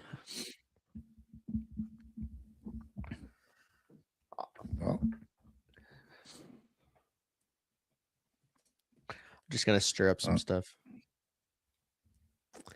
This is what I like to do in my free time. What? Braden Shen had waived his no trade clause, so I said sorry, Isles fans. They're probably hoping for a blue situation. And so Ristolainen in too didn't move. That's crazy. It was not a great trade deadline. But 5,000 views already in 12 minutes. Pencils down, boys. Pencils down. The exam is done. My nephew, what did he say? Oh, my nephew sucked me into Fortnite. Other than that, Red Dead and NHL 19. Cool. I play Fortnite with my kids sometimes. It's not violent. Are you? I don't like the building stuff, so we play the no build. But I mean, I'm 39 years old. I can't build at the speed they do. So if we put the building things and the walls and all these things, man, I'll never be able to compete. So You're a build demon, bro. We know. Imagine you just like build the stories. Like you're actually just Ninja or Tifu. yeah.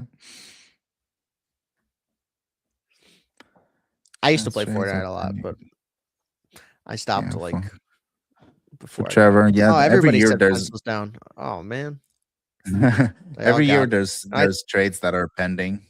At least almost every year, but Oh, it happens. But I wouldn't expect too much. It's if you guys are in the chat and are on X, follow me and I'll follow you back. Like, if you just comment like I'm watching under the this post, I'll retweet. Like, I'll definitely follow you guys back. I appreciate all your guys' support and like just put it under here and I'll get you back because I feel like we're gonna continue to do this a lot. Falk done, deal done. Let's see. Can you imagine being followed back by the real prospect Don? That's crazy. I wish he followed me. I'm unfollowing. I'm blocking blue. That's our only way of DMing. Yeah, Jeremy You gotta. Rutherford. Where the heck? Mm-mm.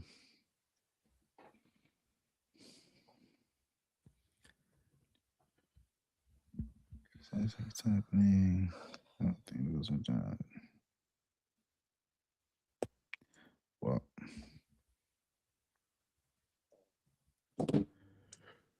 hi. It's a fog deal done. Where? The new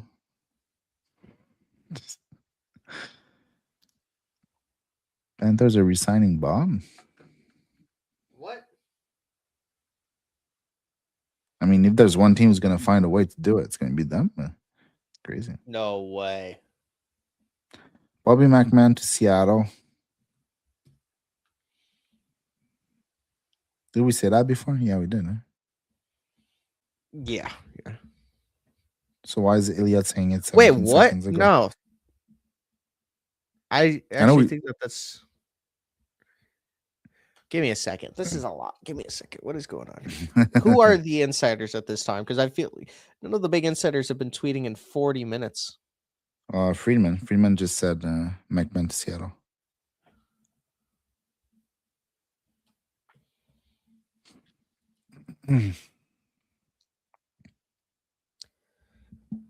Oh.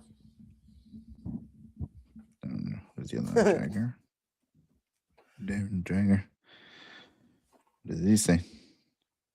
Yeah, same thing. The last time he posted was like 36 minutes ago. So Frank's asleep. Dude. This guy's hilarious. no. Aren't roster frozen? That means artist is stuck in the AHL. No, roster. I think you have 4 call-ups. Is that it? That's the NHL rule, right? After the No, I think that the they'll be fine. They'll sneak them in. no, but I don't know mean, the yeah, exact rules. you have a limited amount of call-ups, but I think you have 4, if I'm not mistaken. Okay.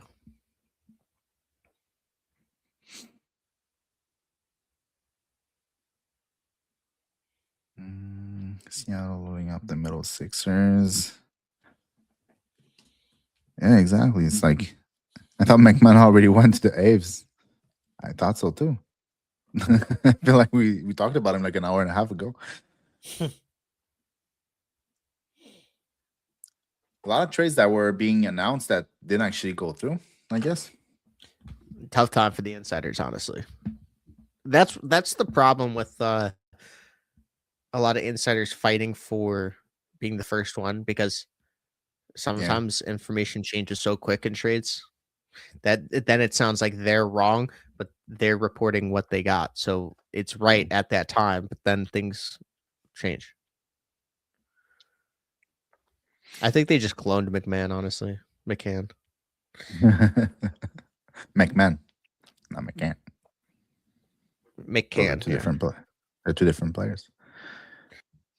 Yeah, so I well, like the dog photo. That's awesome. Look at that doggo. All right, time to watch like Punch Monkey videos for like 2 hours. Let's see.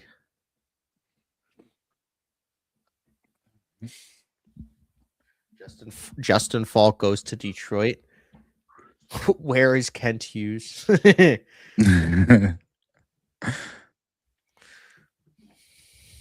I'm really fine with the Habs not doing anything, but yeah, it is what it is. It's I don't want to pay too much. Like I wouldn't want to pay a first and something like that for rentals. And by the end of the year, like Ryan Baker could be ready, Michael Hage could play. So like those are addition to the lineup, anyways. So it's fine. Seattle Kraken. Wait, what? Yeah. In exchange for a second and 27 and a fourth and 26. Breaking news from Frank Saravalli. He woke up.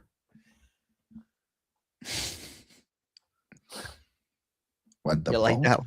that one? Yeah, you guys got inside look on how I just tweet. Oh, we reached 1,000. Wow, nice. We just Oh, we beat did. ESPN Chicago. Holy crap. They won't even invite me on.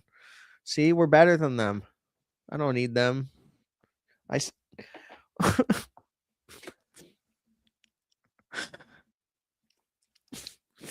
good.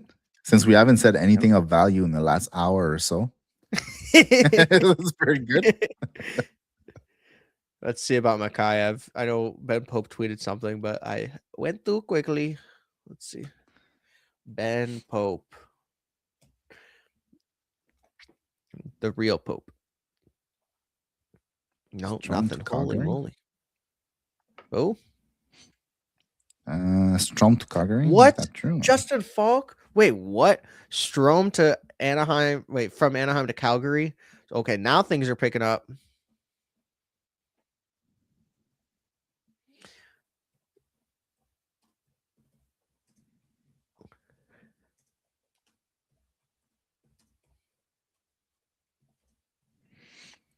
Justin Hull is going to St. Louis.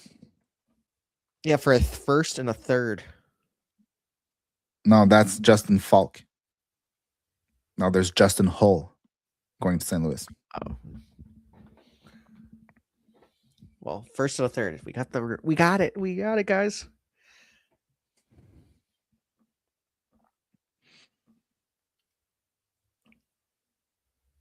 First and a third. That's sweet. What a deal. Do you guys like StreamYard? Do you guys like this format? Let me know in the chat. I guess we're gonna have to play Line in Montreal.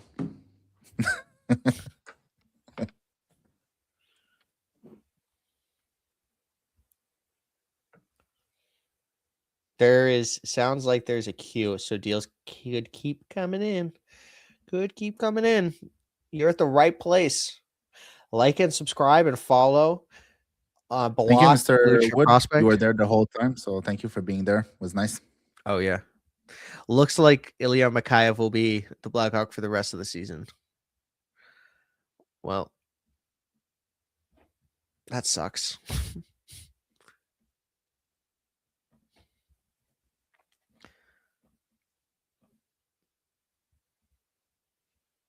Now you have like all the little trades coming in all at the same time. While for the last Well, the 2 Blackhawks hours are there was done. nothing. So Probably for Hull. Oh, Ryan Strome for a 7th. It's really good value. Yeah, for sure. There's a lot of interest in A.G. Greer, but he's not been traded. Like, what the hell? What's the point of that?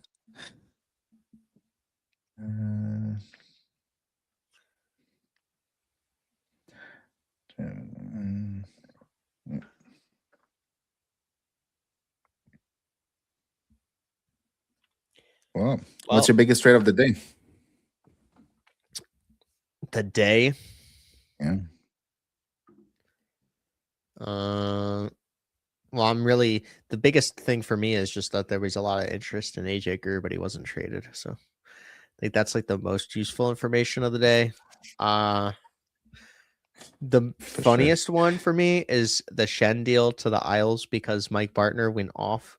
And I love Mike Bartner. I love his reactions. I don't know what Darsh is doing. It should be a verb. Crazy, huh? The They Blues they reportedly moved asked for. Oh, go in the ahead. last like 30 minutes or so. They moved both Justin Falk and Braden Shen, which like they're good players, but let's face it, they're not like that great. And they got 2 firsts and 2 third in exchange. That's asset management. That's insane. Yeah.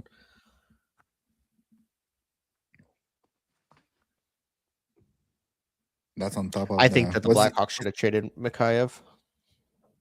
yeah. What else did they move the St. Louis Blues? They moved I don't remember. Pareko and then didn't move him. No, but Perico didn't go through. Did they do anything else? Yeah, grade the trade deadline. What do you guys think? Is this one of the worst trade deadlines in recent memory, or yeah? What do you guys think? We have 9 comments.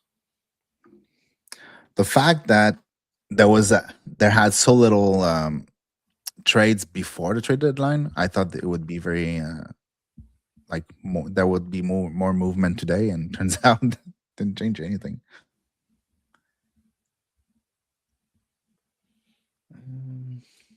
Thanks, Mr. Wood. Seriously, that was awesome. I appreciate you so much, dude, for coming in.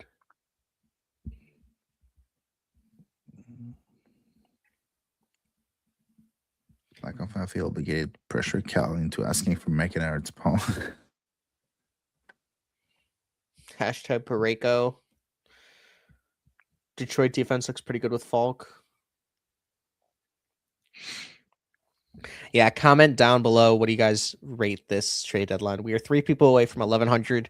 And yeah, honestly, like, what do you guys think of our live streams? Give us some information. It's our second one ever. We're learning and having fun. Obviously, the trade deadline hasn't been as great the last every time I'm on. Like, sounds like Isles have dealt Drouin. Oh yeah. Interesting. Yeah. Don't go anywhere, guys. You never know what's gonna happen.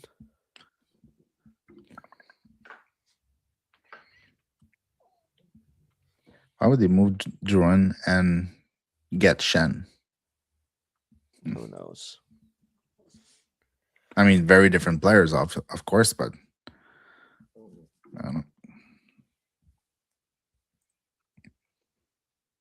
How many points did Duran had this season?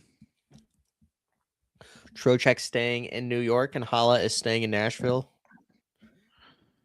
I wonder about Kadri, but I don't think they're going to be able to move that deal, that contract. Yeah. What Isles have included Drouin in the deal for Shen, so it's just okay. deal's getting worse and worse. I guess they really wanted a second line center. That like, are they gonna? Do you think they're gonna play Richie above Shen, or they're gonna move Shen before Richie? Based on the capital, Shen, and then wait for Richie to overtake him. But you should never do that. Like, go get Robert Thomas if you want to throw all those pieces in the trash.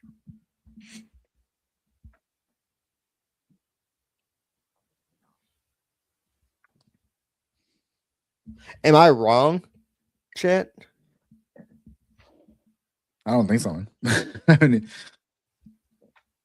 straight down line is like a bunch of old boomers at a garage. Sounds like I know what I got. That's awesome. I guess the Isles and the Blues were staying in the same hotel. I think there was like the Motel 6 right off of the expressway. Yes. Yeah, they're staying at the Motel 6 playing Fortnite.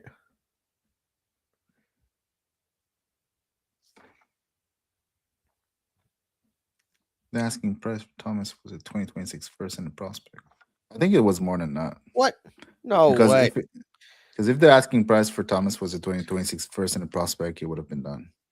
Like They're that's the saying first it time was something. 3 of Utah's top prospects, which would be Desnoyers, and Ginla, and Simashev. So this is not that makes no sense. Like nobody would have done that. But like if you put a top prospect in there, a first plus a good roster player or something like that, I think you can probably make it work with maybe some more picks on top of that. I mean, it if Parayko was Mertka and a first, Robert Thomas was probably so expensive. Yeah, should have said top prospect. Yeah, I understand what you meant when you said a prospect. It was obviously not your Yeah, 10th best prospect in your prospect pool. I understood that part. But I feel like if nobody did it, if nobody paid a first in 2026 and a top prospect, it's probably because it was probably more than that. Like I don't know if you consider like Michael Hage a top prospect, but like if the ask for Robert Thomas was Michael Hage in a first, I think like they would have done that in a heartbeat. I guess it was probably a lot more than that. and then you are right. Leafs traded Scott Lofton, so we are going to be seeing what that trade is. But the details of the Braden Shen deal came out. Jonathan Drouin, 2026 first, Colorado a third, and Marcus Gidloff. It says Kings got him. Wow. Can you say who that is? It Who? might be Pagnoto. Let me see. No, just I'm not in the chat. It's so weird Oh. because like Twitter is always screwing up during these trade deadlines because it's just so much.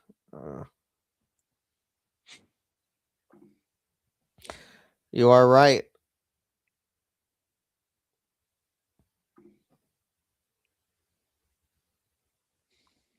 What do you guys think of Scott Lofton in the chat? What do you guys think of him? I think it really depends. Eyes are what activated. Someone was is the getting price sent for down. him? Interesting. Because the Leaf paid a first, no, for Lawton last year. So yeah, I'm pretty sure. I know the trade deadline was trash last year. They gave up phrase like Mitten and first round picks and all that stuff. It's like, dang. Yeah.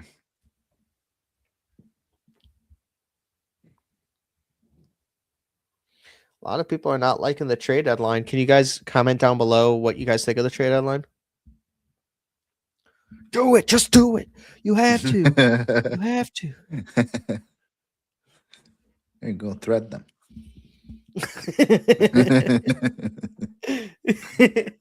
Show them who's boss. You'll never see my face again if you don't. I will. I'll never do this again. Nobody's saying what's the. I'm curious what the return for Scott Lawton is, considering what they gave last year to get him. It's probably gonna be like an Xbox. The new generation. The new Xbox. And the with battle Fortnite pass for already Fortnite. included. Yeah. All right, guys. Next thing we need is comment your social security number and your identity, and honestly, everything else is pretty good. Blue Chip Prospect has another business where he sells people's identities online for a really low price. Pretty good stuff. Not enough bad trades from Bowman. Yeah, someone probably took his phone away. It's probably what happened.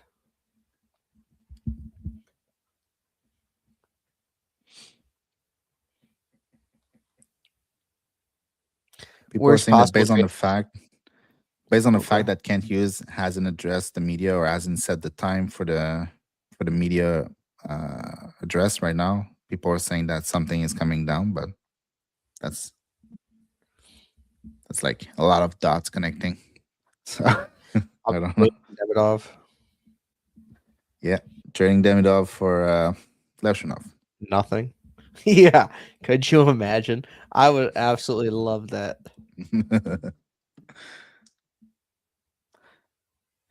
Um, let's say, what does Blue Chip think about the Habs moves, and does he think it was enough, or what would have won it? Did they do any move?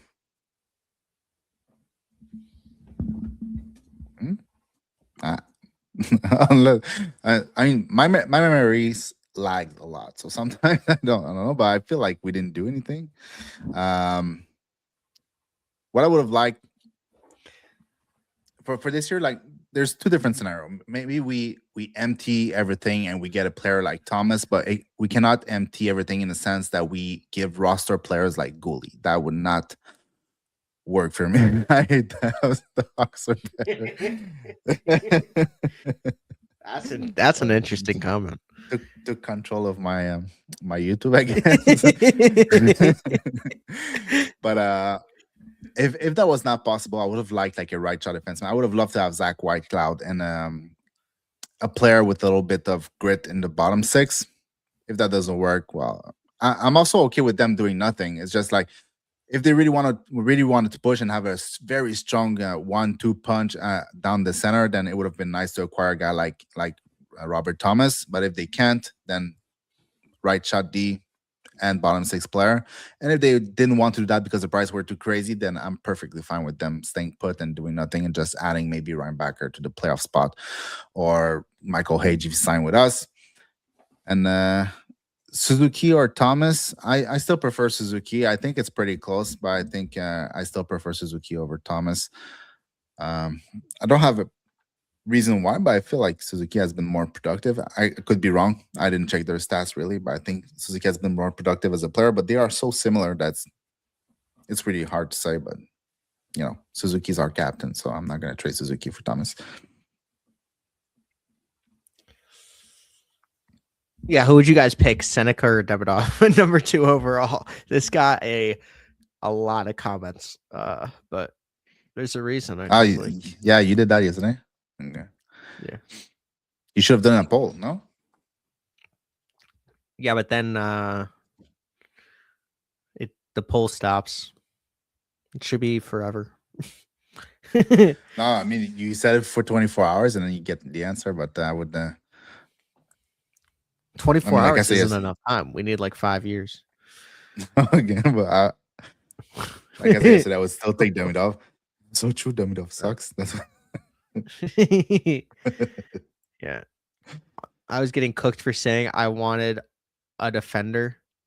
Well, honestly, you got what you asked for. Demidov and Korchinski are gonna come up soon. So honestly, I think Seneca. I might take Seneca simply because I like his all-around game better. Yeah, for me, it's like I think Demidov has a higher upside, but also Seneca has an extremely high upside. I think what Seneca's doing is absolutely nuts. 51 points in his rookie season when no one kind of thought how it was possible, but they're both awesome. The one I feel bad for is Caden Lindstrom right now because he's kind of had a lot of injuries during college and kind of a rough start. So I really hope that he can get healthy and show his value. He had injuries before college, so they knew the risk they were taking. Yeah. I mean, which is fine for me. The Blackhawks would literally have Demidov if Columbus didn't take Lindstrom. So whatever. So Suzuki has a similar value to Thomas. What would be a reasonable return for Suzuki if Montreal were in the blue situation? I really like the question. I was thinking about that. I was thinking about that yesterday. I was like if they are similar, like what kind of price would I accept if we were in the same situation? And the price would have to be crazy. So it would have to be a top prospect from a team, and it would have to be like I don't even know, like a late first would not cut it on top of top prospect. So like even if you give me 2 firsts that might be in the 20s on top of a top prospect, that's not gonna cut it. It has to be prospects and good prospects and maybe young players already in the roster that are looking good already. Like man, to trade a player of that value like Suzuki and Thomas, you have to be thrown on the floor by how good the offer is. Unless you really want to get rid of him. But I don't know why they would. The guy is young and he's signed. So why would they? For me, it's like I don't think the Habs should ever trade Suzuki. Um, if they do, why, you know, would I think Robert Thomas would be who you go for, but No, Suzuki but is it wasn't great. like his question is more like if we were in the blue situation. Like if you're a team Oh, trying to gotcha. rebuild Yeah, and yeah. if you and then you have Suzuki on your In lineup, no what does it take to let him go? For me, in no situation, unless you're getting like 4 first round picks or 3 first round picks and a really elite prospect, I'm not trading Thomas. I'm not trading Suzuki. I think that all of those, if you're in a rebuild, you could trade them in 2 years and they would probably have very similar uh, assets. But for me, like I would think about like Suzuki for, or Suzuki for like, say like the Sharks really want to win. Like, would Suzuki for Misa and a second round pick, what would you do? Yeah. It's very close, I would say probably. What would you do? I'm not a GM. I don't want to answer that. Comment down below. Suzuki or Misa in a second if you are a team winning and the other team is rebuilding, because there's no Yeah. reason, like The you thing need a is, guy. if you're rebuilding and you have Suzuki at that contract and that age, and you're offered Misa in a second, I think there's no way you don't take it because that's probably as good an offer you're gonna get. That's a second overall player. Uh, I don't think you're gonna get much better than that. Maybe like a little bit, but I mean, that's a crazy prospect for a player that's actually really good right now. What I'm saying is more in the fact, like I'm not sure anybody would offer something like that, but the offers that I wouldn't take are offers of unproven assets. Like I wouldn't care about first rounders. I want prospects that are already in draft plus one, draft plus two, roster players that are young, something to actually have something to build around. Like I don't want a magic bean that might turn out into Philip Meshar. Hmm. I don't want that. Would you do Misa straight up for Robert Thomas and the exact same positions they're in? So the Sharks are in a position where they can make the playoffs. Misa's not going to help them this year, maybe, but the Blues would want Misa. Are you doing that just straight up? Just Misa for Suzuki? No, Misa for Thomas, Robert Thomas. Oh, in the blue situation? I think so. Yeah. And the Sharks. Yeah. Yeah. I think and the Sharks, no, that's the thing. I think the Sharks are not ready to compete. And like in 2 or 3 years when they're really there, like the Sharks, they still have a defense to build. Right. So by the time they get there, Misa is going probably, I don't know if it's going to be at Robert Thomas level, but if he's not there, he won't be that far out too. So, and we got one more for you, where it's, I know we touched on this a little bit, but are you taking this? Yeah. If the ask for Thomas was a first and a prospect, then why not like Hage, Reinbacher, and the first? I I think that's a very good package. Like as much as Habs fans are down on Reinbacher, I don't think he's as bad as what people think he is, and it's not biased. I try to not be biased when I say stuff, even though sometimes it's hard. I think he's better than what people are expecting. It's just not offensively. So Michael Hage, Reinbacher, and a first.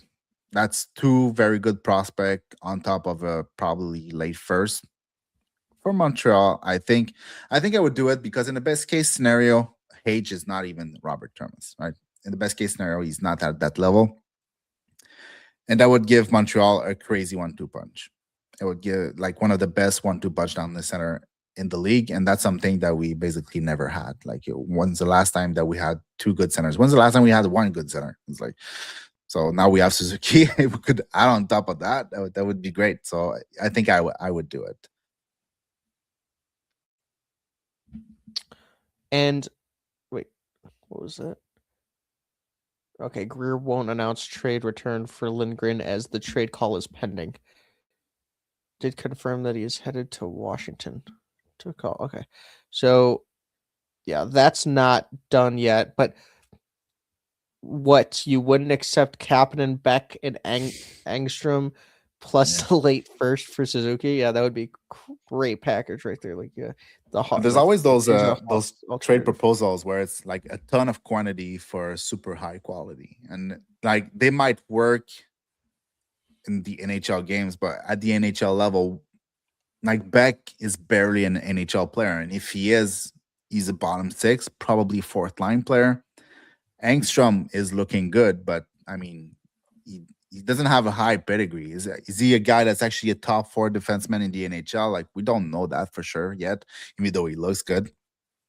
So it's those kind of trade. We give a lot of uncertain pieces for a very certain pieces. Is, to me, that's just ridiculous.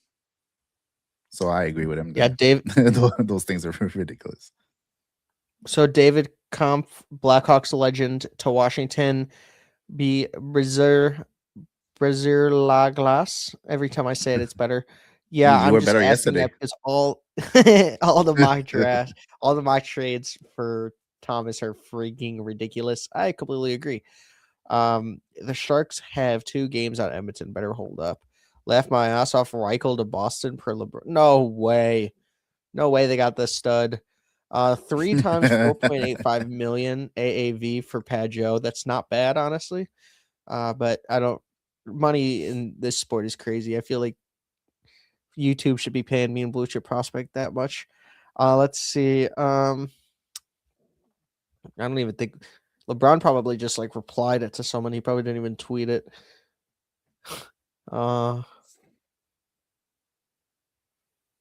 Panthers are trying to re-sign AJ Greer now. They realized he's actually valuable. Wait, oh my god, no way. Yeah. It happened again.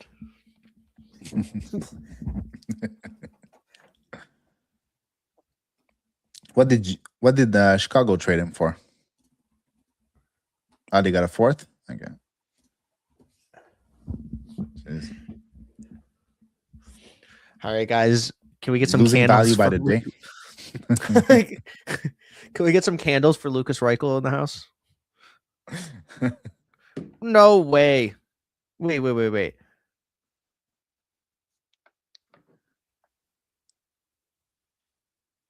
No way, Kadri.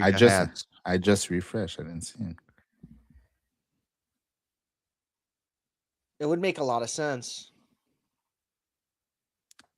Scott Lawton got a third rounder. Who was acquired for a first last year. That's good. He's no Reichel. Man, it's crazy. I liked Reichel so much in his rookie season. I think he was so dynamic. He's such a great skater. You had the shot. I thought I was sure he was going to have a great career in the NHL. Turns out I was wrong again. Maybe people should stop listening to me. You don't have it.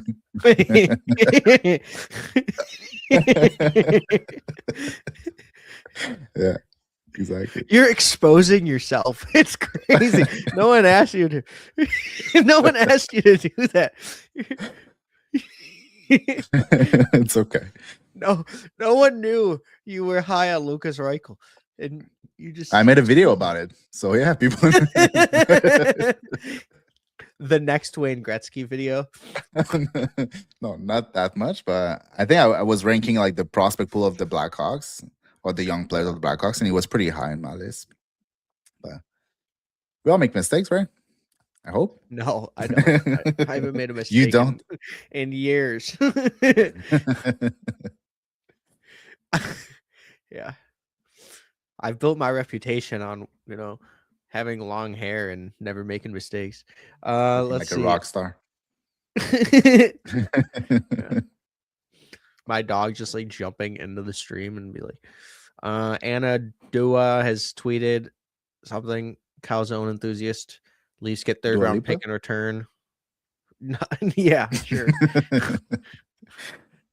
She's an NHL insider now.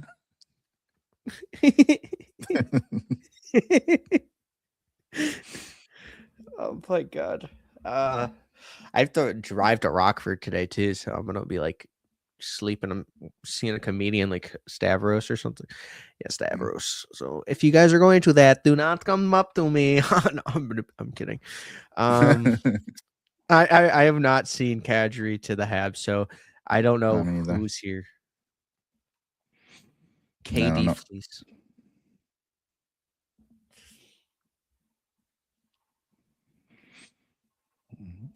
And stay tuned after, like, we're doing an after hours stream, and yeah, and I heard that Blue Chip Prospect will be wearing sandals, so he's going to be debuting his feet pics. That's a really That exciting I've one. been Only talking in the about for the Patreon. last couple stream, last couple Yeah. podcasts.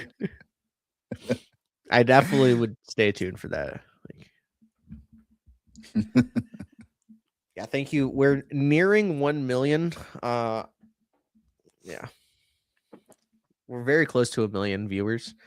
We are 999,000 away, so Huh? just keep liking. I think we've got like 3 viewers in the last like 30 minutes, so thank you guys so much for the support here. Yes, sir.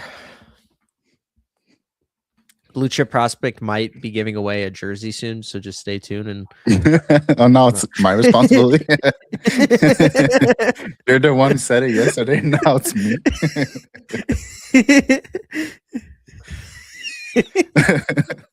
A signed jersey by McDavid, collector's edition. If you follow and subscribe, Blue Chip's giving away a Toyota Prius. Yeah. I don't have one. I think we got trolled on Kadri, or at least I did. I'll take a Blackhawk Shea Weber jersey. I am not doing that. Is the that is a waste of space in your closet.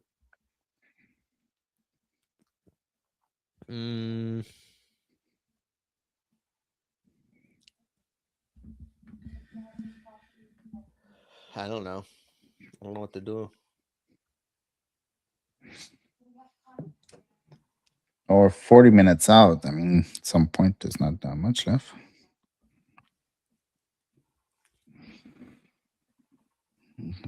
Well, we beat ESPN Chicago live, so thank you guys for coming in. I don't know when we're gonna end this, but oh wait, Toyota Prius was a good year.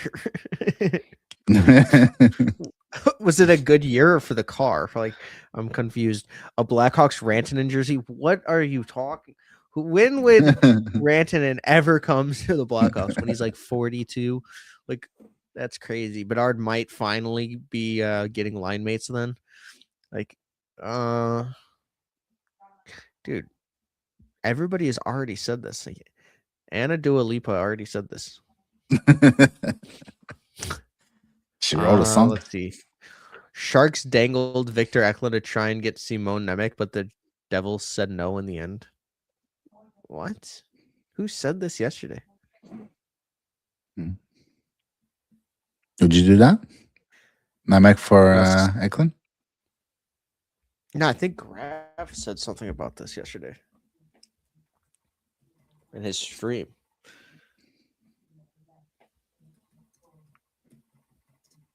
Would you do it? Heck no. Nemec is not worth Victor William Eklund. Yeah, Eklund is more proven. Eklund's good. Like Simone Nemec is, we have no idea. Like you said, proven, but I'm just saying, like, you do not trade William Eklund. If he's available, the Hawks should be interested. Go on the Rantanen was on the Blackhawks for a couple seconds. I remember this. This is true. Comment down below. Who would you rather have, William Eklund or Simone Nemec?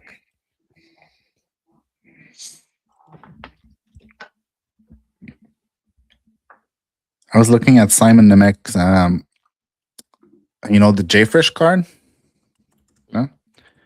a couple days ago. And if I remember well, it was terrible.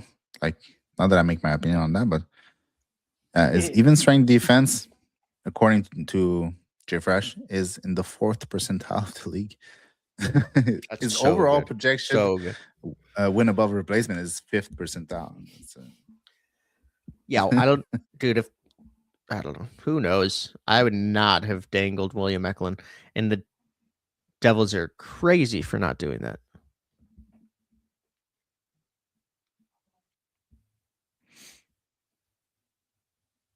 Because you got to make a decision on. So Nemeth contract had a hat trick anyway. against the Hawks this year, so that's why Yeah, I you're was so at that game. salty. No, I was at that game.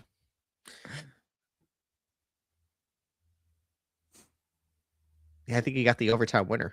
It was insane.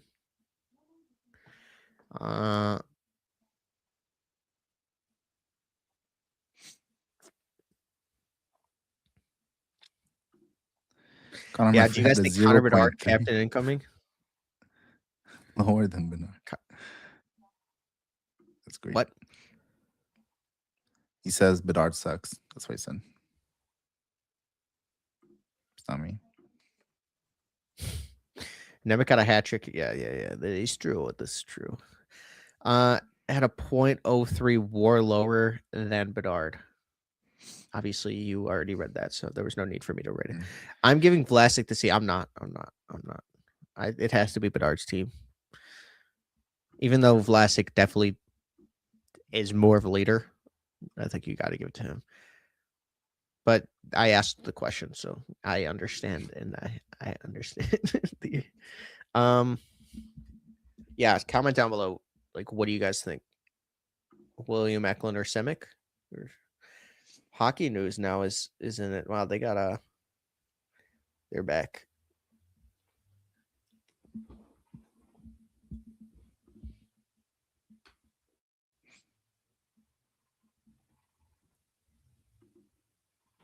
This is very true.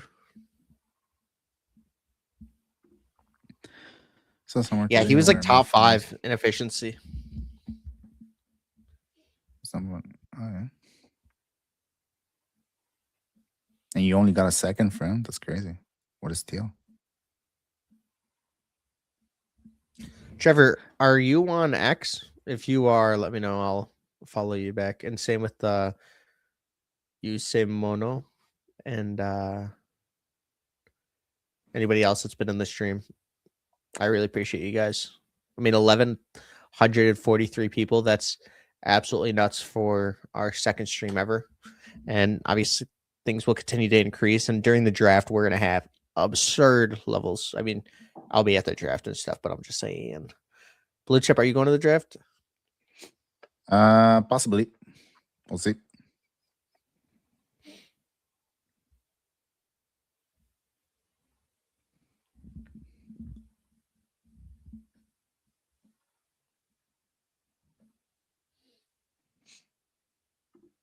Well, that's cool. I'm happy you liked it. We had fun too. There was so many trades. So entertaining. Thank you for coming on the show, though. I am the dog PFP. I'm not really sure who that is.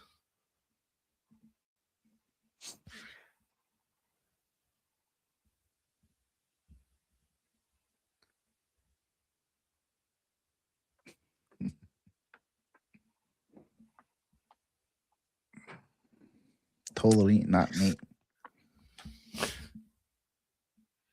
For job reasons, so interesting.